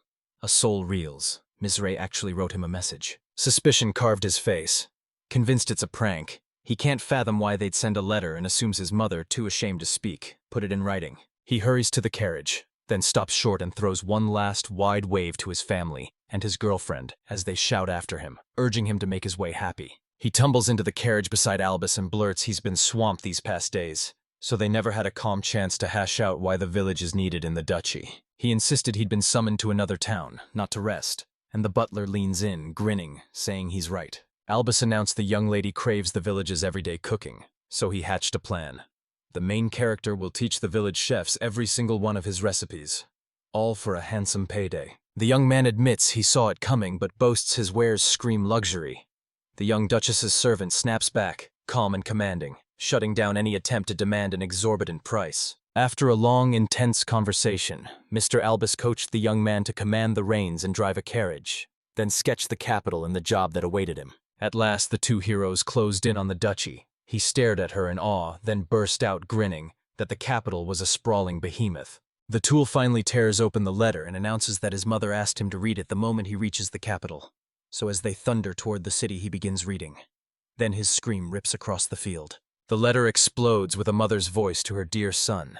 He must have already reached the capital, and she pours every word into news about the village. She keeps declaring that, by any measure, her son is a prodigy, and as his mother she won't let his knowledge of this world be caged inside a single village. Haunted by the ghosts of her past, she hurled a desperate plea at Mr. Albus for a shot at the Ruins Magic Academy entrance exams in the capital. Admissions open in spring. The message roars that a cool student, after 3 years at the academy, and once his studies are finished, must strike out to see the world and pad his wallet. Mom told the young man about Mariah. Mariah came to her, pleading to be taught to become a better wife. So Mom put her through intense training. And if the guy finds a better girl, Mom will take care of his girlfriend. Before admission, they let the young man linger in the duchy. The instant he was admitted, he could take a room in the academy dormitory and fend for himself completely. Everything slammed into him. His girlfriend's parting words finally clicked, and rage boiled when he realized his family hadn't even bothered to ask his opinion on the matter. He figures Mom twigged to it the moment he agreed to a trip to the capital. He's shouting that he wants into the Magic Academy and itching to see the world. And he knows his mother is wise and understanding. He slams his stamp on every proposal. The Duchy of Adams hasn't shown any malice, so he decides to plant roots in the royal capital for a while. Albus locks eyes with the young man at his side, asks if he's read the letter to the end, and assures him he hopes they'll build a long-term partnership, while the village confirms it's apparently been tied to their family for generations. The butler laughs, telling them they'll sort Magic Academy admission next year, says they'll be arriving any moment, and the young man stands frozen, eyes wide at the Duke's colossal house. The moment the stool is carried in, the servants snap into formation before him, shouting greetings as they shepherd him into his assigned room and later march him to the bathroom. Steam still clinging after the bath procedures, he's swept into the dining room and thrust before a jaw-dropping spread. Magnificent dishes forged from an astonishing variety of ingredients. Albus watches the young man eat and asks if he's happy with his stay in the mansion, and the young man, stunned into silence, can't summon any words to describe their house. Full from his meal, the young man is escorted to a young lady who steps before him, greets him with a poised smile, and announces herself as Adams von Allestrat, the eldest daughter of the Adams family. She blurts a hurried apology for her rudeness, then snaps, "Are you the real maker of these cookies?" A soul rushes to apologize for coarse words and admits he's only a commoner. He thrusts a basket of muffins into her hands, beckoning her to sample his pastries. She bit into a cookie. The Adam family's eldest daughter clutches the main character's hands and cries, "This is exactly what I needed." She can't believe a child invented it, and beams that she's so glad to meet them. Heat floods his cheeks as he stammers he's glad to meet the Duchess. She snaps that she's simply Alice and that you can't speak to her respectfully. She snaps that she invited the hero here, declares him hers, and swears her family honors commoners so no one will force him into things he's never been trained for. The tool whirls back at the butler and proclaims that, with Alice's blessing, he'll take up residence in her duchy from that day until next spring, and he beams that he's truly delighted to meet the young lady. She flushes, snapping that he's being ridiculously polite to her even though they're the same age, and he laughs, asking if he may pose one question. He finally exploded with the question that had eaten at him the whole trip. Why had the young Duchess wanted to see him? She answered that she had several reasons. Alice declared she was naturally curious. She wanted to meet the person who'd created a brand new marvel in the confectionery world, and she had one small request. The girl implores him to help organize the banquet their estate will host soon. The young Duchess vows to cover every cost and his fee, presses him to train her household chefs in his recipes, but he insists he can whip up every dish himself, and her birthday is only 2 weeks away. The main character glares at her, the truth snapping into place, why she hauled him here and what she wants, and he swallows his pride, resigned to living there until spring, so he agrees to hand over every recipe. He realizes a birthday screams for a cake, but in this strange world nobody's ever baked one and he's never even heard of it, while the village, packed with chefs, is certain their capabilities will skyrocket. Realizing his customer was the Duchess, he pounced, scheming to curry her favor and ask for help, already counting on a rich payoff. He gives a slow, decisive nod and declares he accepts the young Duchess's proposal. She folds her hands before her, beaming with pure joy. The young man flung his hands wide, declared they'd settle the banquet details later, then turned to the butler and his mistress and asked for fresh milk and eggs. Alice beams, bragging they snagged a couple of things and a bag of sugar at the sale. But the guy waves it off, telling her not to worry, he can use his own.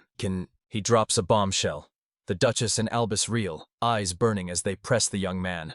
"Are you really the one who supplied the capital with high-quality sugar?" The village begs everyone to keep this secret. The servant of the Duchy of Adams swears he'll guard it. Every noble in the capital scrambles after sugar. The girl demands to know who the young man really is. He forces a sheepish grin, then erupts into an awkward laugh and swears he's nothing more than a humble farmer. After that conversation, his days erupted into a relentless blur. The Duke's cook snarled at him at first, but the moment he stepped into the kitchen, their sneers snapped into respect. The kitchen crackled with admiration for the young man, and before long the staff hailed him as their head chef. A few minutes later, Alice burst into the kitchen, locked eyes on the prototype dishes, snatched them up and devoured them on the spot, a satisfied grin spreading across her face. 500 guests were summoned to the ball, a colossal, grand-scale spectacle. And while he feverishly plated tasting samples, he personally served them to the Duke and Duchess, who turned out to be genuinely pleasant. They summoned Mr. Albus, the cooks, and the servants into a fevered planning session, meticulously mapping every dish bound for the ball. With about 500 guests coming, they had to nail down exactly which dishes and how many portions to make, each decision a gamble because several ingredients were in short supply. The servants' council rallied behind an apple pie. There was plenty of dough and apples, and everyone loved it. For days the maids kept drifting into the kitchen, surrounding the hero and peppering him with the same question. What kind of girls does he like? Maybe their interest was nothing more than polite curiosity. He asked Alice to stay out of the kitchen and she bristled. Then he dropped the bomb. It was her birthday.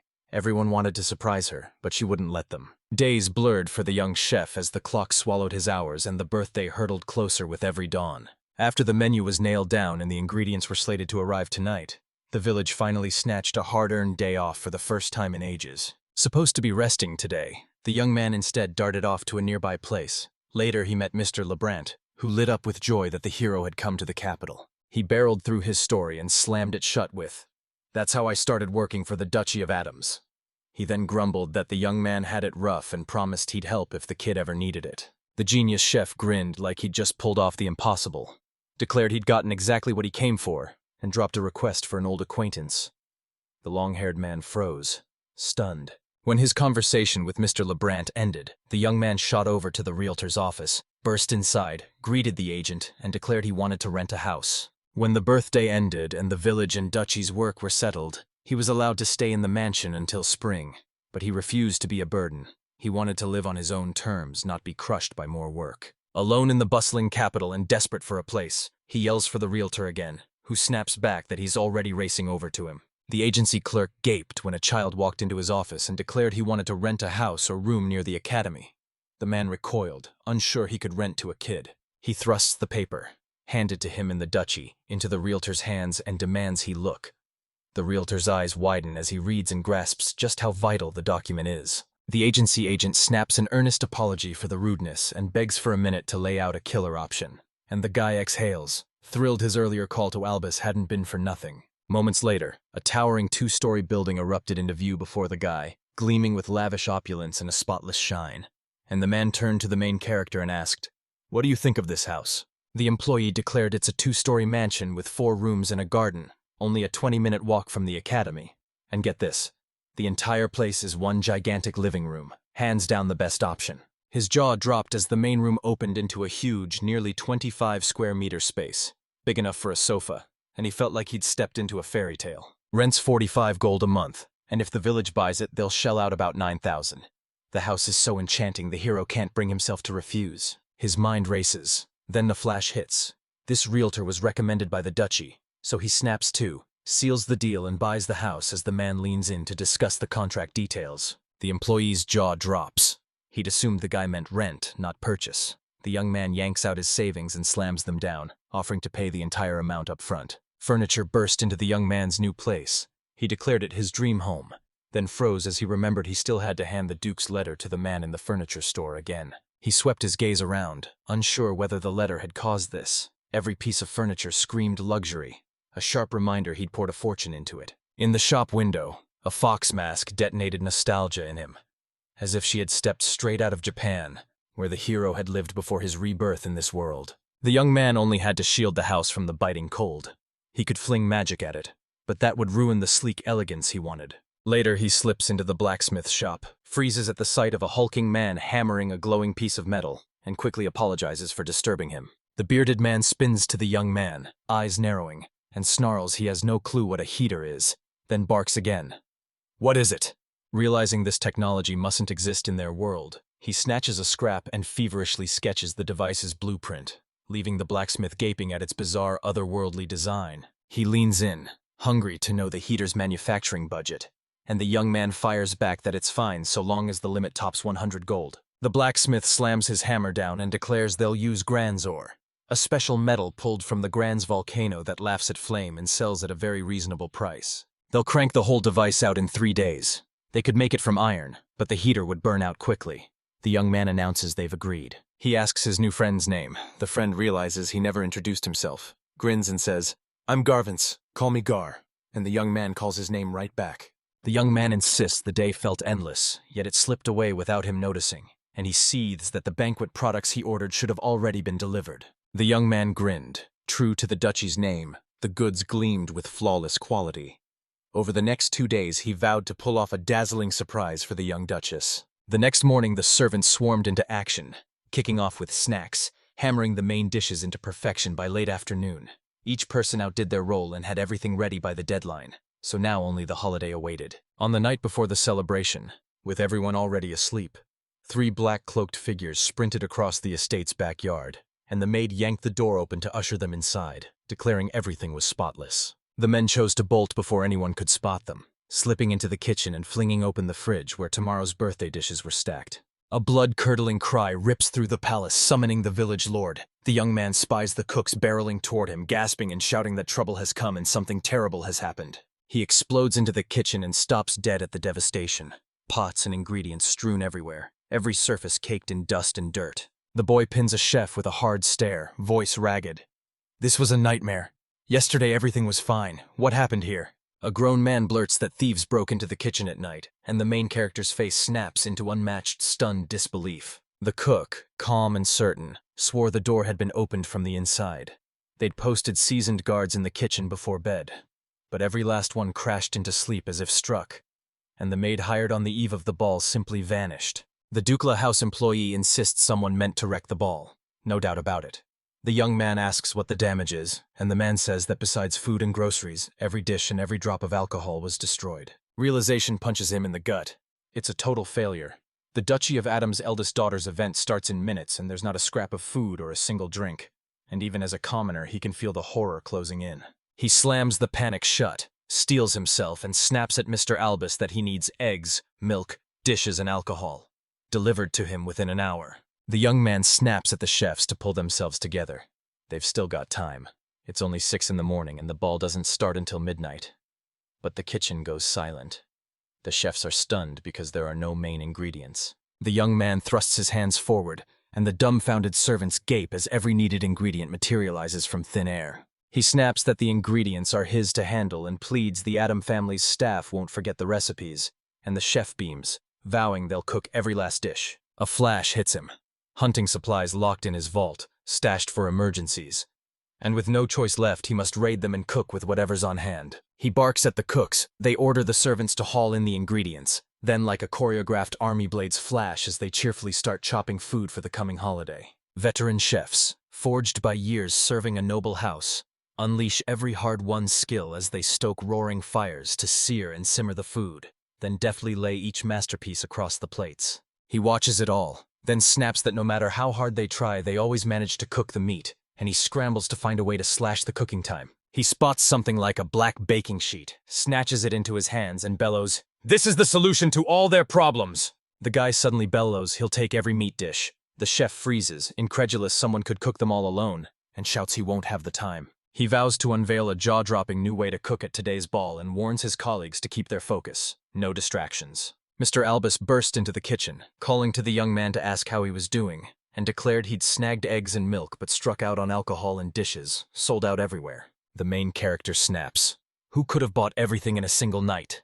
And the butler answers that the Seguchi Trading Company bought it all, and they're tightly bound in business to the Falali family. The young man snaps that the unconscious man found near his house was one of this family. The butler gives a tight nod to confirm, and the young man snarls it could be a revenge strike against the Duchy of Adams. He can tell this is one giant trap, and that they'll step into view any second. And then a servant bursts into the kitchen, demanding Mr. Butler leave the house because the merchants from the trading company have arrived. The young man seizes Mr. Butler's arm and declares he'll go with him to meet the guests who have arrived, then pivots to the chef and hands him full charge of the kitchen. 3 people barreled through the mansion's main doors and stopped dead, jaw-dropped to see the senior butler himself waiting to meet them.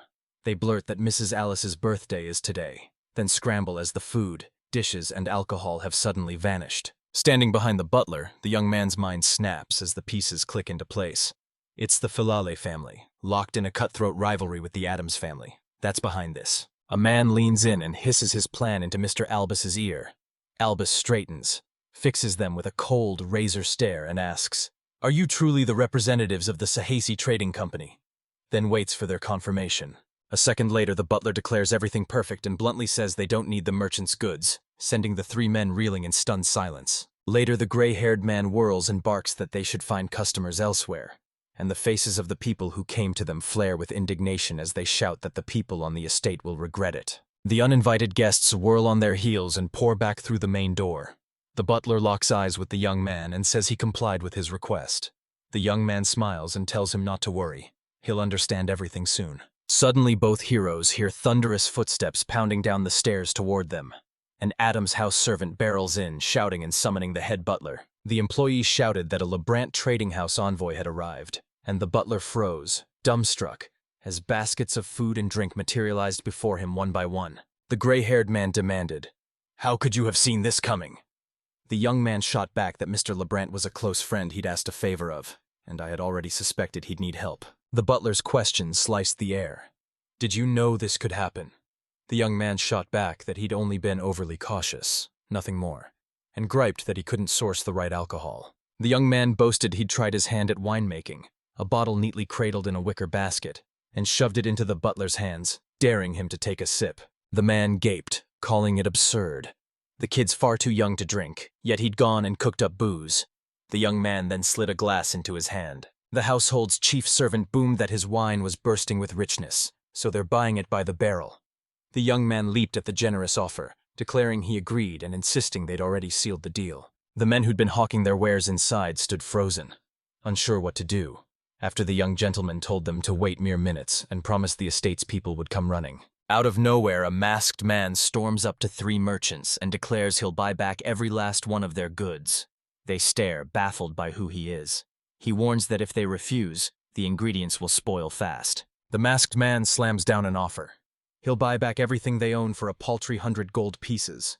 The merchants roar with indignation, shouting robbery in broad daylight, since the haul's worth about 30,000 gold. The unknown man sneered that he couldn't care less how much they demanded. The count had already handed over the money, and it would be ridiculous for them to come back to him empty-handed. The young man savored the indignation painted on the merchants' faces as they erupted into bargaining, shouting 10,000 gold for the entire lot. He didn't miss a beat and hammered down a final price, 300 gold. The masked stranger took it for granted they'd agree, but they'd actually seized Count Fillet as collateral, and the men who'd introduced themselves as merchants trudged for the exit, faces blank and unsure what to do next. Revealed beneath the fox mask, he realizes the ball is about to begin and races back to the kitchen, which roars with life as everyone scrambles to cook the stolen dishes. He crashes into the workspace and blurts a rushed apology for keeping everyone waiting as co-workers swarm him, yelling they thought Mr. Asul had completely abandoned them, and he flushes with mortified embarrassment. The young man leans in and asks how it's going.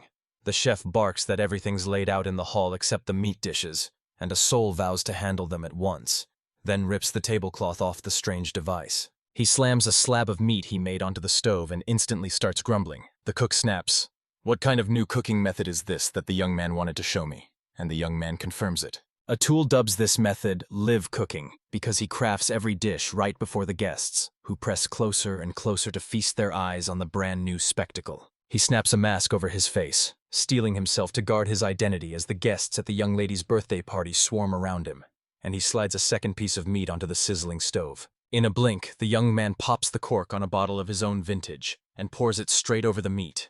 Instantly, a towering column of flame erupts. He bellows that the first steak is ready. A line instantly snakes behind him and voices erupt into a clamoring roar, everyone desperate to be the first to try it. His fingers danced over his new device as he seared the meat in a blink, so everyone grabbed a tiny piece. Then Kadir's voice sliced through the chatter. "The celebration's main character has arrived." A girl in a gorgeous, cloud-like dress begins to glide down the stairs, and the assembled guests freeze, every eye locked on her. Her attention flickers and snaps to the banquet hall's center. There the main character is standing, frying meat on a strange contraption she'd never seen before. The next moment, the Adam household's eldest daughter thrust her hand out toward a new acquaintance she'd slowly turned into a friend, and he snapped his hand up to meet hers. Inside, everyone grumbled about the hurdles they'd battled, but it still became a roaring success. Word reached him that guests kept grilling the maids about where the unbelievably tasty food came from. The maids shrugged it off. Only the head butler knew, and Mr. Albus would never betray him. The hero fixes his gaze on the butler, drained by marathon preparations and the chaos that erupted, and knows Albus will keep the secret. He spots the desserts stealing the spotlight. They're devoured in a heartbeat. The evening's showstopper was a birthday cake, made just for the birthday girl. She took the honored first bite, and a grin of pure delight spread over her face. She adored it. She hoists a forkful of cake to her lips, swallows, bursts out that it's divine, and tears spring to her eyes at the sheer splendor. She shoots an embarrassed look at the main character, barely whispers his name, and offers a warm, graceful thank you to the person who gave her such a gorgeous birthday. A man strode forward to congratulate the eldest daughter of the Adams house on her birthday, slapped his palms together. The guests caught the beat, and the hall erupted in applause. That's how the evening at the duchy ended. Night had swallowed the estate as the last guest streamed out, and the party died. And the young man sank onto a couch in a shadowed hall to relax when the butler glided up to him. The gray-haired man roared that the village had smashed it today. The villagers fired back that Mr. Albus deserved the same praise. Then talk turned to the fee. Every merit, from cooking to helping run the organization, was counted before the payout. The butler slams the figure down, about 300 platinum coins, and pins the young man with a single question: do you accept? The family vows to pay a hefty fine the moment even one recipe is exposed. He crunches the numbers. 300 platinum coins equals 300 million yen, and his blood runs cold at how massive that sum is. The house's chief servant swears these recipes will transform our diet, and the sum even covers compensation for the stress a rival family stirred up. The butler rushes in, grinning. The gentleman of the house went crazy for the wine that guy made. 5 barrels remain, and the head wants to buy 10 more. A second later, a sly glint lights the young man's eyes.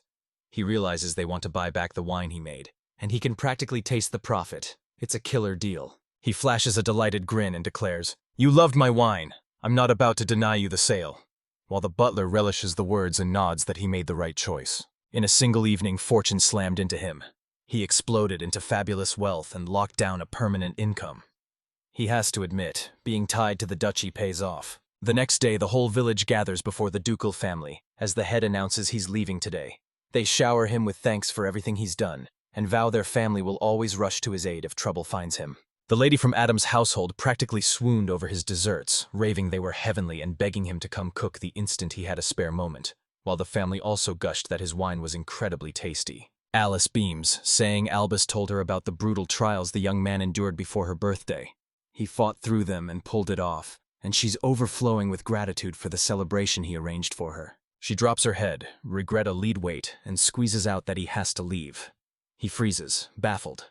Why is the Adam family's eldest daughter so shattered? His new friend clutches her hand to her chest, words trapped in her throat so she can't form a single sentence, then pleads with the hero for permission to fulfill her wish. He drops that he's leaving, then promises he'll still whip up sweets for her whenever she wants. She lights up and eagerly accepts. The little lady snatches his hand, squeezes it tight, and vows that the moment her cookies are finished, she'll rush over to see him. Albus strides out to say goodbye, thanks the young man for his work and presses him on what's next. The young man shrugs, confesses he has no plans, and asks for recommendations. The butler freezes, asks for a few seconds to think, warns he rarely makes this offer. Classes aren't for everyone. But after sizing up the main character's abilities, he leans in and asks, "Do you want to go to the maze?" The butler's words hit him like a thunderclap, unleashing visions of a bone-strewn cave with skulls glaring from the shadows, and he blurted, "What kind of maze is this?" Arturia hides about 108 labyrinths, dungeon mazes where monsters swarm. Ancient treasures lie buried, and countless fortune hunters throw their lives on the line for profit. Not far from the capital, maze number 4 looms. Mazes are numbered 1 through 10 by difficulty, and right now 53 floors yawn open. The mazes were off-limits to anyone under 15 unless you held an adventurer's license. Then Albus showed up with the protagonist, vouched for him, and they waved him through. The young man stood breathless before a colossal road hewn straight through the heart of a mountain. The young man snatched the first stick he saw from the floor, declared it his weapon, and dared himself to see how far he could go. Every 5th floor of the labyrinth hides a mini-boss, each clutching a guaranteed treasure, and the hero prays he'll topple more than a few. The young man centers himself, calls on his inner strength, and unleashes a spell that steals his body, sharpens his detection, hides his presence, and opens his spatial vision. With the spell complete, he explodes into a sprint toward his goal, roaring that he's moving forward. Darting through the maze, the hero hits his first trial. Slug-like creatures oozing from the stone walls, and he fights them off with the battered stick he grabbed at the cave's entrance. He realizes the first-floor opponents are laughably light, tears through them with a single stick, and resolves to press on in the same spirit. After crushing 4 levels, the young man bursts onto the 5th floor and into the boss's chamber. A mountain troll-like behemoth looming there, guarding a colossal sword at the room's edge. The young man whirled to the figure that had appeared before him. A towering goblin with a crown jammed on its brow. Obviously the Goblin King. And it unleashed a savage, blood-curdling scream straight at him. He gathers every last ounce of power, thrusts his hands forward, and drives a water spear straight through the opponent's chest. Only dust swirls across the blasted field. The young man's eyes snap. This fight isn't over. He drops into a fighting stance and dares his opponent to attack. When the choking smoke finally cleared, the main character's eyes snagged on the goblin's crown. The only thing left, the creature now lying alone on the cave's jagged rocks. Stunned, the young man reeled at everything happening. It had felt disturbingly easy, and he was sure no clever opponents waited on the top 10 floors. Having slain the monster, the young man's eyes blaze with joy as he spies a chest in the cave's corner and charges over, ripping it open to reveal a white bag tucked inside. The young man yanked open the prize bag he'd won, gasped at a scatter of tiny, unknown seeds, then tipped the sack and let them spill into his palm. He flicks seeds from his palm, a sharp sting of disappointment flaring as he writes off this maze as a storehouse for farmers, even though he's one of them. After slaying the monster on the 5th floor, the young man climbs to the 6th, and is met by a vast, tranquil field ringed by towering mountains. He snaps his head up and, even underground, the sky glares overhead and a charged new atmosphere hums around him. He thinks every 5 floors the environment changes. The meadow yanked him back to his native village, which he'd left not so long ago. Seen that way, he hasn't let her out of space since the day he arrived in the cap. He loosed the magic bee from his arms, cried "Quinn," and commanded her to take wing and fly free. The bee swivels toward the young man like it's greeting an old friend. It's huge, several times bigger than a normal insect. Then a soul beckons her to alight on his shoulder and exclaims he's just as thrilled to see her. He was this close to ditching his favorite insect in the village. She refused flat, so he ended up bringing her along. The young man declares he'll plunge deeper and asks Quinn to come with him. She says she'll fly in, so he vows to meet her later and urges her to be careful. Inch by inch, the young man climbed to the 10th floor, stepped into the monster's chamber where werewolf-like creatures snarled and lunged into battle. After winning on this floor, a scrap of cloth flutters down onto the young man. He snatches it, recognizes it as the boss's item, a cloak, wraps it around himself, then notices a new chest rise up, opens the lid and finds seeds inside. Then the young man rockets up to the 11th floor and staggers into a murky swamp where the bright sun has vanished. On the 12th and 13th floors, danger tightens around the young man, proving his warning true. The lower he descends, the deadlier his enemies become. On the 15th floor in the boss's room, a ghostly, transparent cloud suddenly materializes, lashes out at the village, and sprouts writhing appendages right before his eyes. A tangle of limbs erupted every second, snaking to snatch his stick. But the young man ducks away and snaps that his opponent is blisteringly fast. The guy must spring from spot to spot in a blur, his motions snapping razor-sharp, and the young man realizes the monster lashes out with whip-like attacks. A cold truth slams into him. Physical attacks are useless. Every strike ricochets off the monster, and his stick can't even leave a scratch. He locks eyes with the monster attacking him, dead serious, and snaps that this ferocity is exactly what he came to the maze for. Shame these foes only start showing up on the 15th floor. A heartbeat later, writhing appendages lunged at the young man, lashing him from every direction. He locks his stance for a deadly showdown, reflects the monster's attacks with unnerving ease, and admits, "I'm still not strong enough to match him."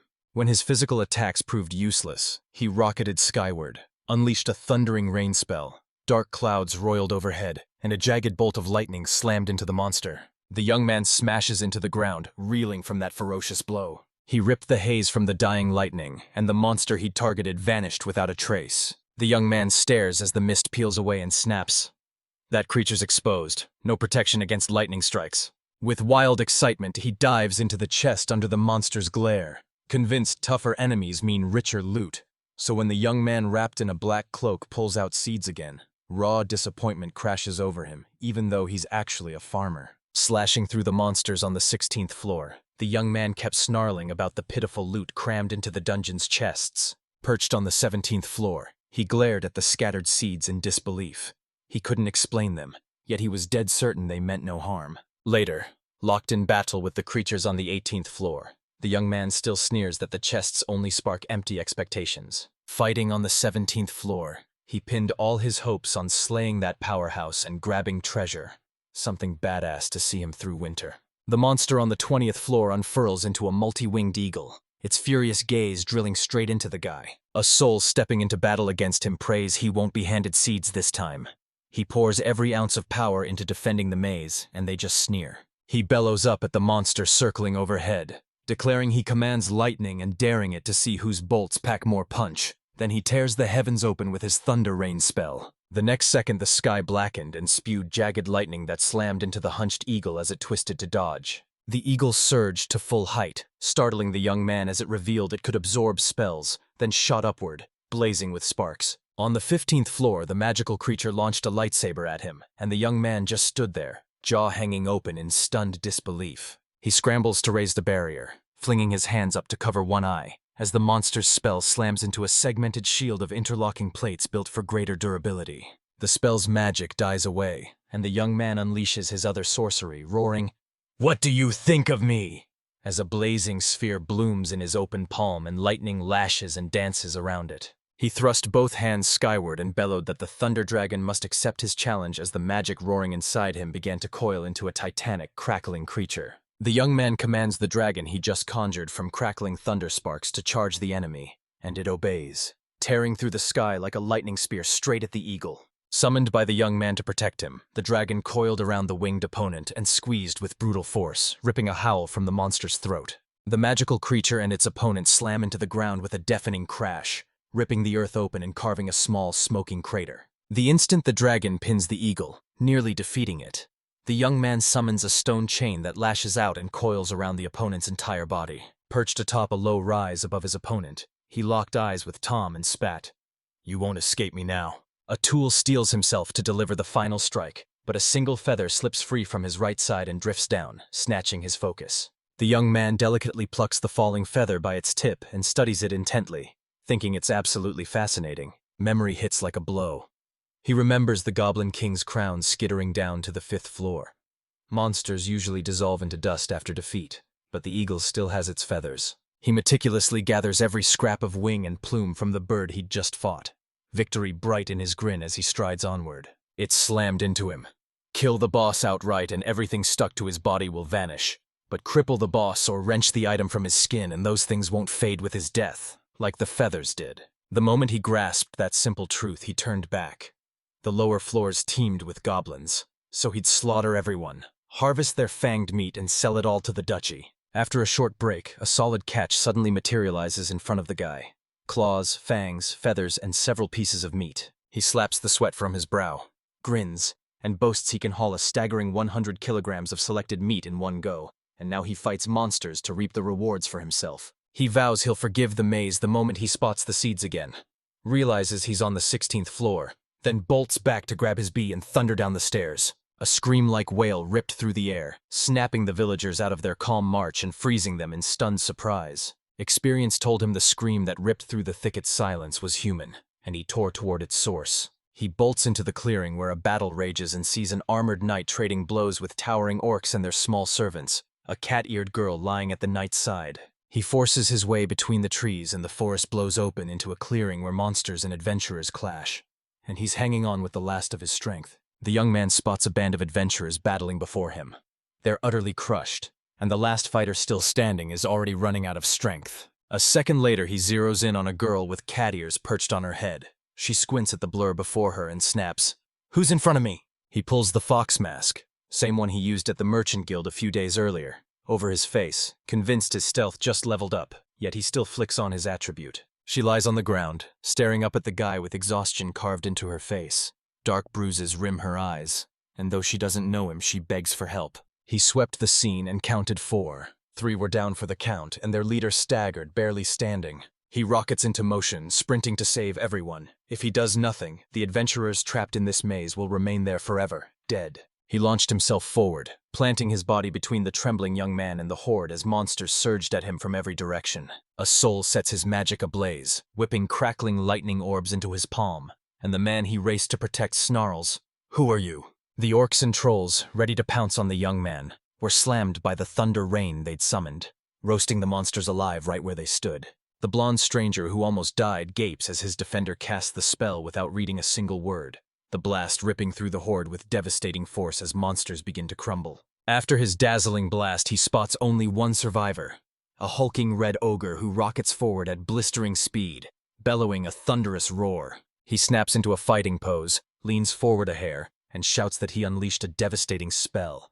The creature proved far stronger than the others, and now it barrels into the village. He thrusts his hands skyward, black cloak snapping, and begins a new spell. Bellowing, he'll show the ogre a deadly new lightning technique as a crackling trident coalesces above his head. The young man bellows a spell that rips the air like a glittering spear and snaps his hand forward, pointing it dead at the towering opponent. The magic streaks straight toward the opponent, slams into the very center of his forehead, and cleaves his head clean in half. The adventurers watching him froze in open shock. None had ever seen magic that powerful wielded with such terrifying mastery. A spear of crackling lightning rips through the colossal beast, sending it crashing onto its belly and flinging its massive hammer free as a thunderous roar shakes the entire area. Perched on the heights, he watched it all and declared the ogre held out a heartbeat longer.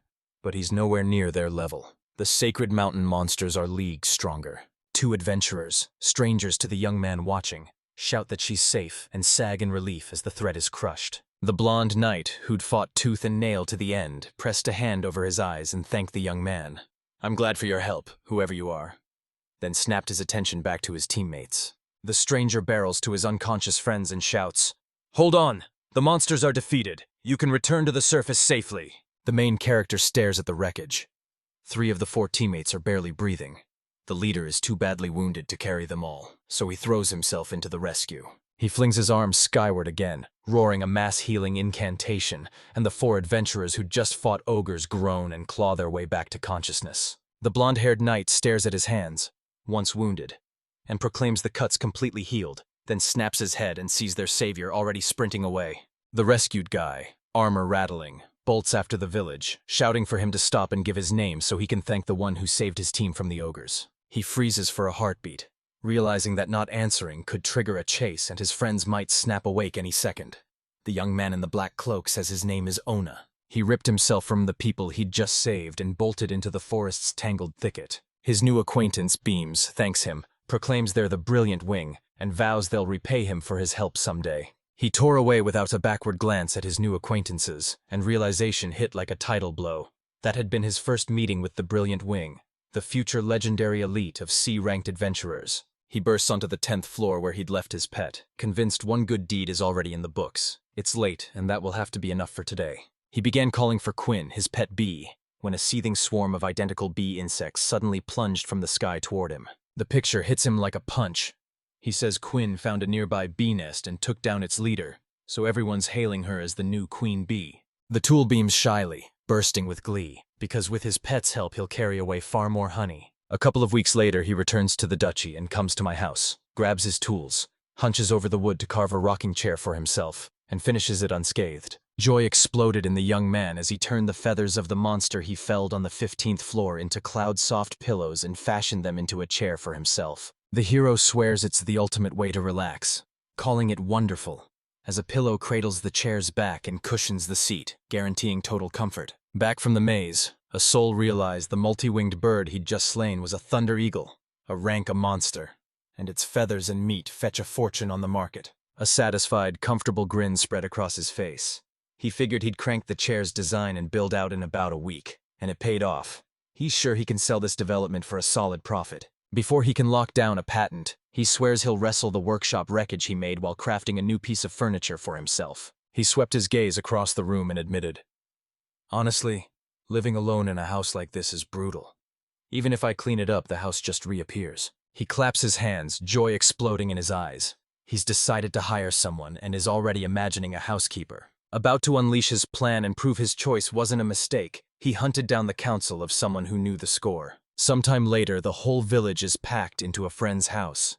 He implores him for help, while Mr. Lebrant, eyes alight and trembling with pride, feverishly inspects the rocking chair he invented. An adult man rocks in an armchair and proclaims the main character has reinvented something incredible.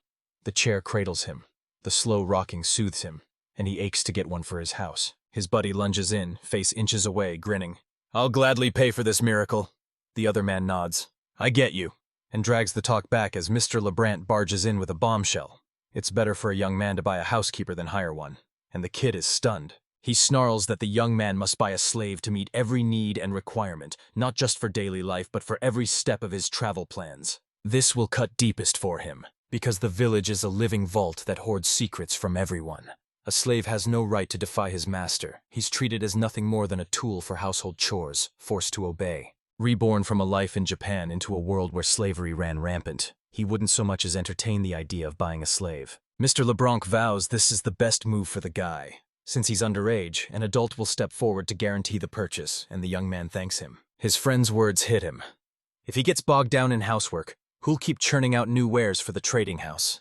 It's far easier to have a man take the chores so the craftsman can keep creating. The main character and his old friend barreled toward a menacing 3-story building that sheltered the shop owned by the capital's top slaver. Mr. Lebrant announces he already alerted the owner that the young man was coming. Lay out your tastes and the owner will pick the perfect one. The boy nods and thanks the man. At last, the young man is finally dating the guy his friend recommended. He grills him about why he's here and then lays down the strict non-negotiable requirements he'll demand of his future servant. He lays down the law. The slave has to keep the house running. And since he's gearing up to become an adventurer, a driven, ambitious companion would be a major asset. He clutches a hand to his face, crimson with embarrassment, and blurts, he wants a man his age, preferably female. The homeowner scribbles down every requirement so nothing gets forgotten. The new equations declares he grasped everything and can't say if his friend warned the young man, but they refuse to enslave anyone who lost a gamble, lacks pedigree, and has a bad character, so the young man can breathe easy. The store owner drags the main character onto an improvised stage, declaring he'll parade each candidate before him to meet his criteria, while the trading floor visitor swallows hard, trembling with nerves. 7 girls explode into view before the young man.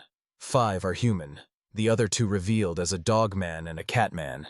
Each steps forward to state their name, age, and unique skill, and he listens, sizes them up, then pronounces his final verdict. The owner leans in, grilling Mr. Attal about the girls he saw.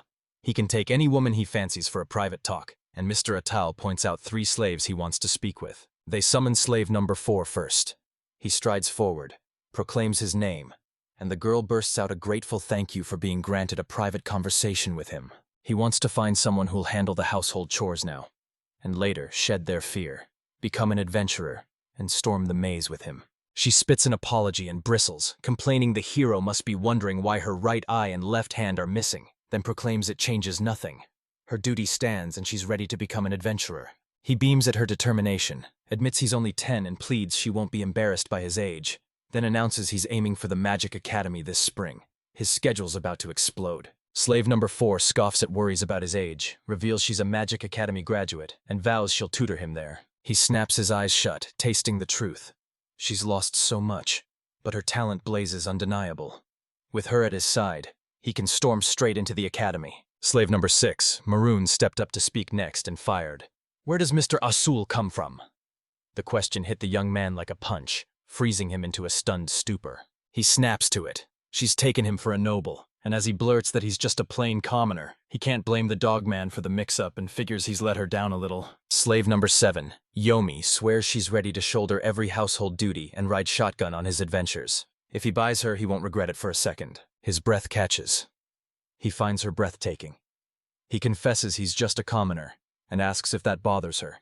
She declares she'll serve him, though she's no servant. After meeting the final applicant, the young man knows without doubt. Her talent is extraordinary, her heart is true, and he harbors no ulterior motives toward her. The store owner sidles up behind the hero and challenges, "Who will you choose?" The hero, cheeks burning, snaps that he's already decided. After a heartbeat of thought, the soul snaps that he's buying the 4th and 7th slaves. Those 2 favor him over the rest for their standout qualities. After a quick, cunning maneuver, the shop owner announces the sale to the slave master is sealed. The main character is now the rightful owner of the 2 girls. The young man and his 2 companions barreled down the shopping streets, shops jammed on both sides with all kinds of wares, racing toward his house. As they walk, panic claws at the young man. He'd gone and bought slaves and now has no clue how to deal with them or what to do with them. Two girls trailing a step behind suddenly rush up to him and shout, "Are you okay? You've been kneeling like that far too long." He bellows, he's fine, but panic races through his head. He must brace himself because you can't undo what's been done. He's already become their master, so they'll cope. He sweeps them up to his 2-story mansion and proclaims they've arrived, beckoning the two new girls to make themselves at home in his modest estate as the slaves stand agape, mesmerized by the beauty of their new residence. The moment the 10-year-old and his new maids poured into the living room he so proudly flaunted, he planted himself before the strangers and demanded they introduce themselves again. He sinks into a careful bow, shuts his eyes, and proclaims, "My name is Suol," his respectful manners catching the girls, unused to such courtesy, stunned silent. The one-eyed, one-armed slave growls a warning.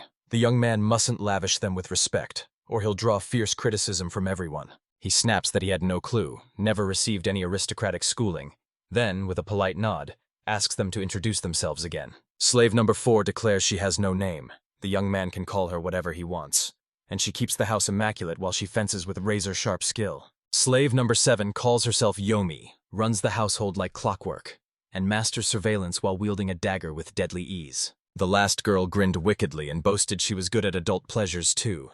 Then a heartbeat later he vowed he'd prove his skills tonight. The first slave bursts into the conversation, cheeks blazing, and snaps at her friend that while she's here she won't allow any indecent acts with the master. Watching the girls bicker, the ones he's stuck living with for a long time, heat floods his face as he realizes, to his embarrassment, they're actually going to get along. The young man hunts for a name, fixates on her blonde hair blazing in the moonlight, and anoints the slave Moon. He steeled himself and declared to slave number 4 that from now on her name would be Luna. When he asked if she was okay with it, his companion's cheeks flushed with embarrassed heat. She beams through tears and insists, voice trembling, that she's actually deeply moved to finally have such a beautiful name. Atul stood stunned as Luna crumpled into tears at the new name. He knows she's already been through hell. He chuckled, leaned in, and proposed they iron out the details of their future collaboration over dinner. The girls laid the table for their master, then sent the young man reeling into a daze as they perched at his feet and straddled his knees. He closes his eyes and stares at his maids with laser focus. He gapes, confused, and asks his slaves what they're doing. The blonde smirks and says they're thrilled to sit on the remains of his meal since he prepared so much. No surprise, she teases. His body is young. A grin erupts on the young man's face as the world's oddities strike him again, and he proclaims he laid out this table for his maids too. He's decided to celebrate their first dinner together. Their jaws dropped. The brown-haired girl sprang up, insisting she couldn't possibly refuse a meal the owner had prepared. Both slaves sink into their seats, but Luna hesitates. She never learned to behave like this, while Yomi scoffs, baffled why anyone would refuse when their new owner chose to pamper the heroines today. They tear into the first bites of the festive feast, erupting in bashful grins as they confess they haven't tasted anything this heavenly in ages, emotions spilling over at the flavor's pure charm. While his new slaves eat, he leans in and bluntly explains he bought them because he's buried in dangerous secrets, won't risk hiring strangers, and demands the house stay spotless. They say the young man persists. At our first meeting, he vowed he'd slip into the maze now and then and bring them along, and he plans to enter the Magic Academy next spring, and will be ecstatic if they help him get admitted. Luda snaps. What kind of secrets is he hiding? And are girls even allowed to know now that he just dangled them?